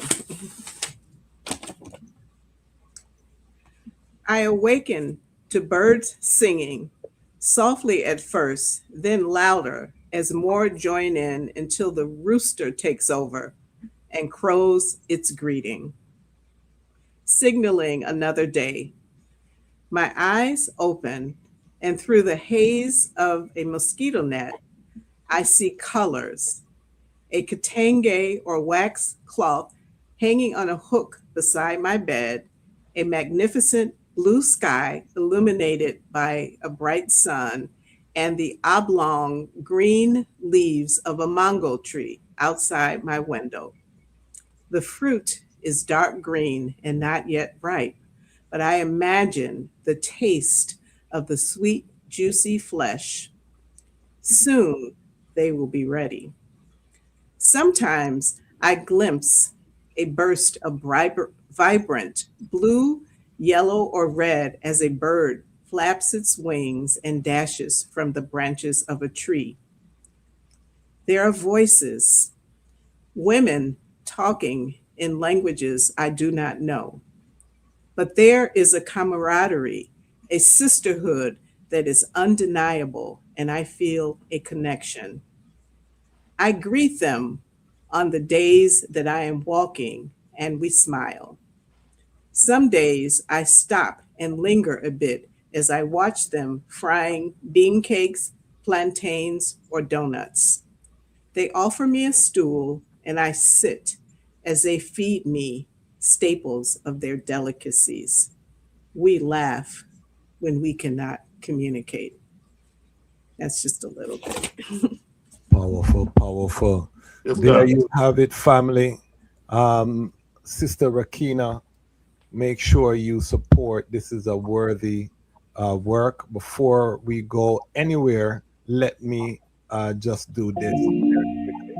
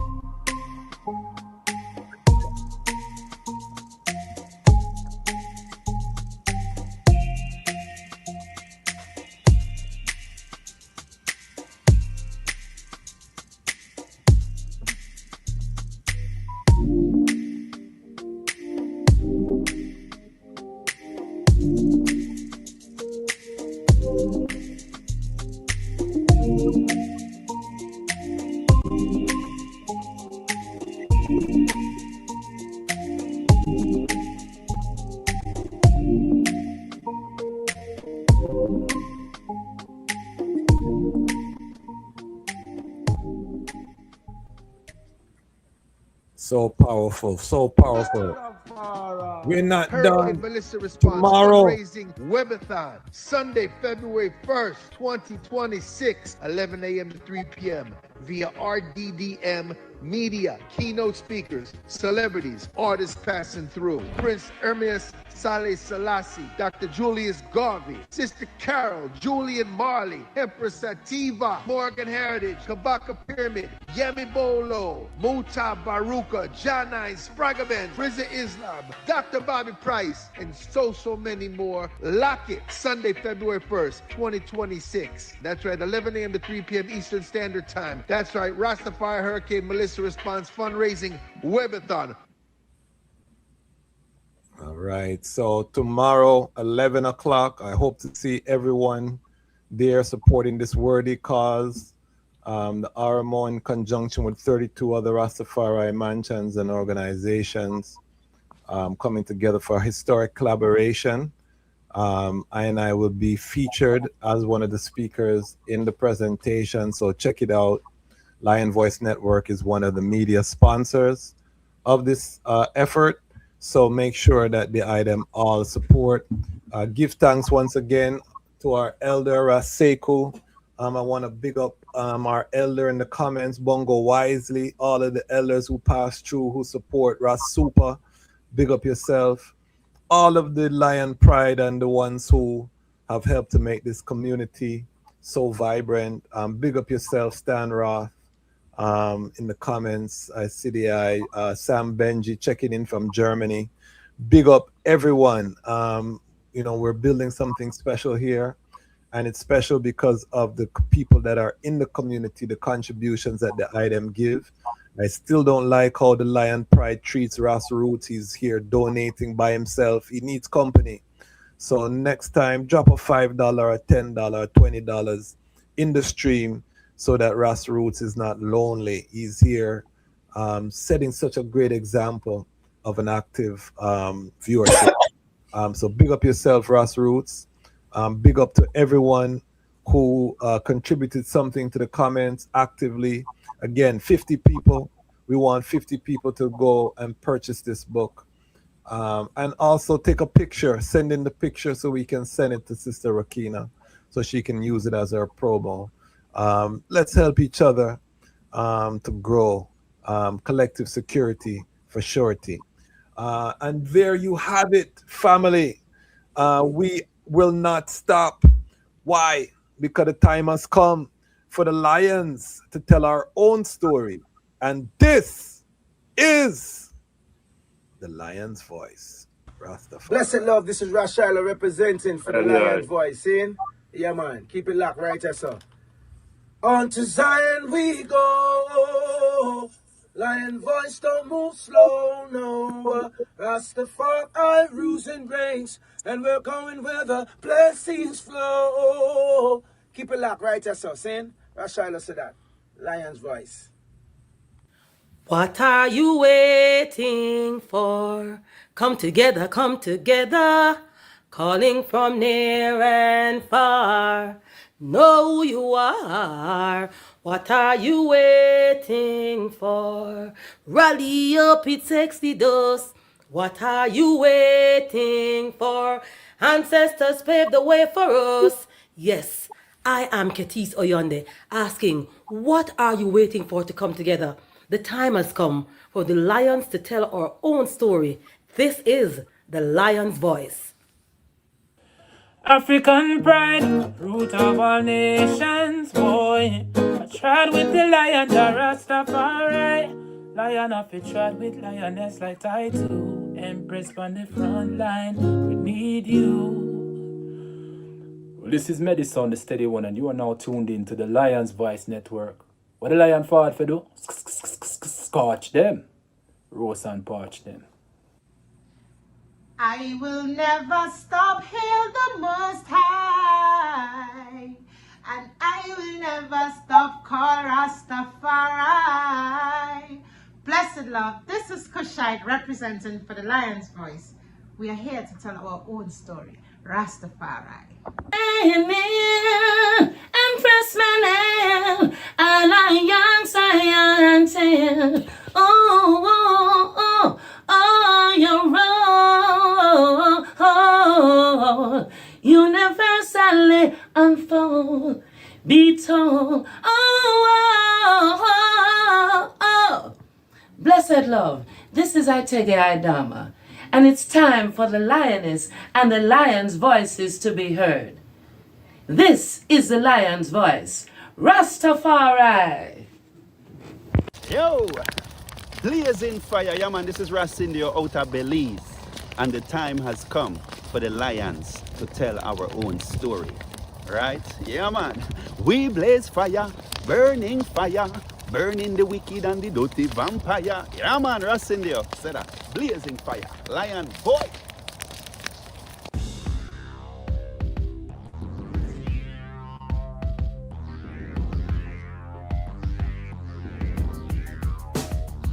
Well, lion voice, tell them that's the people first choice. Lion voice, make the lioness them feel nice. Lion voice, be the lion cubs we sacrifice. Lion voice, got to show the people them the life. Lion voice.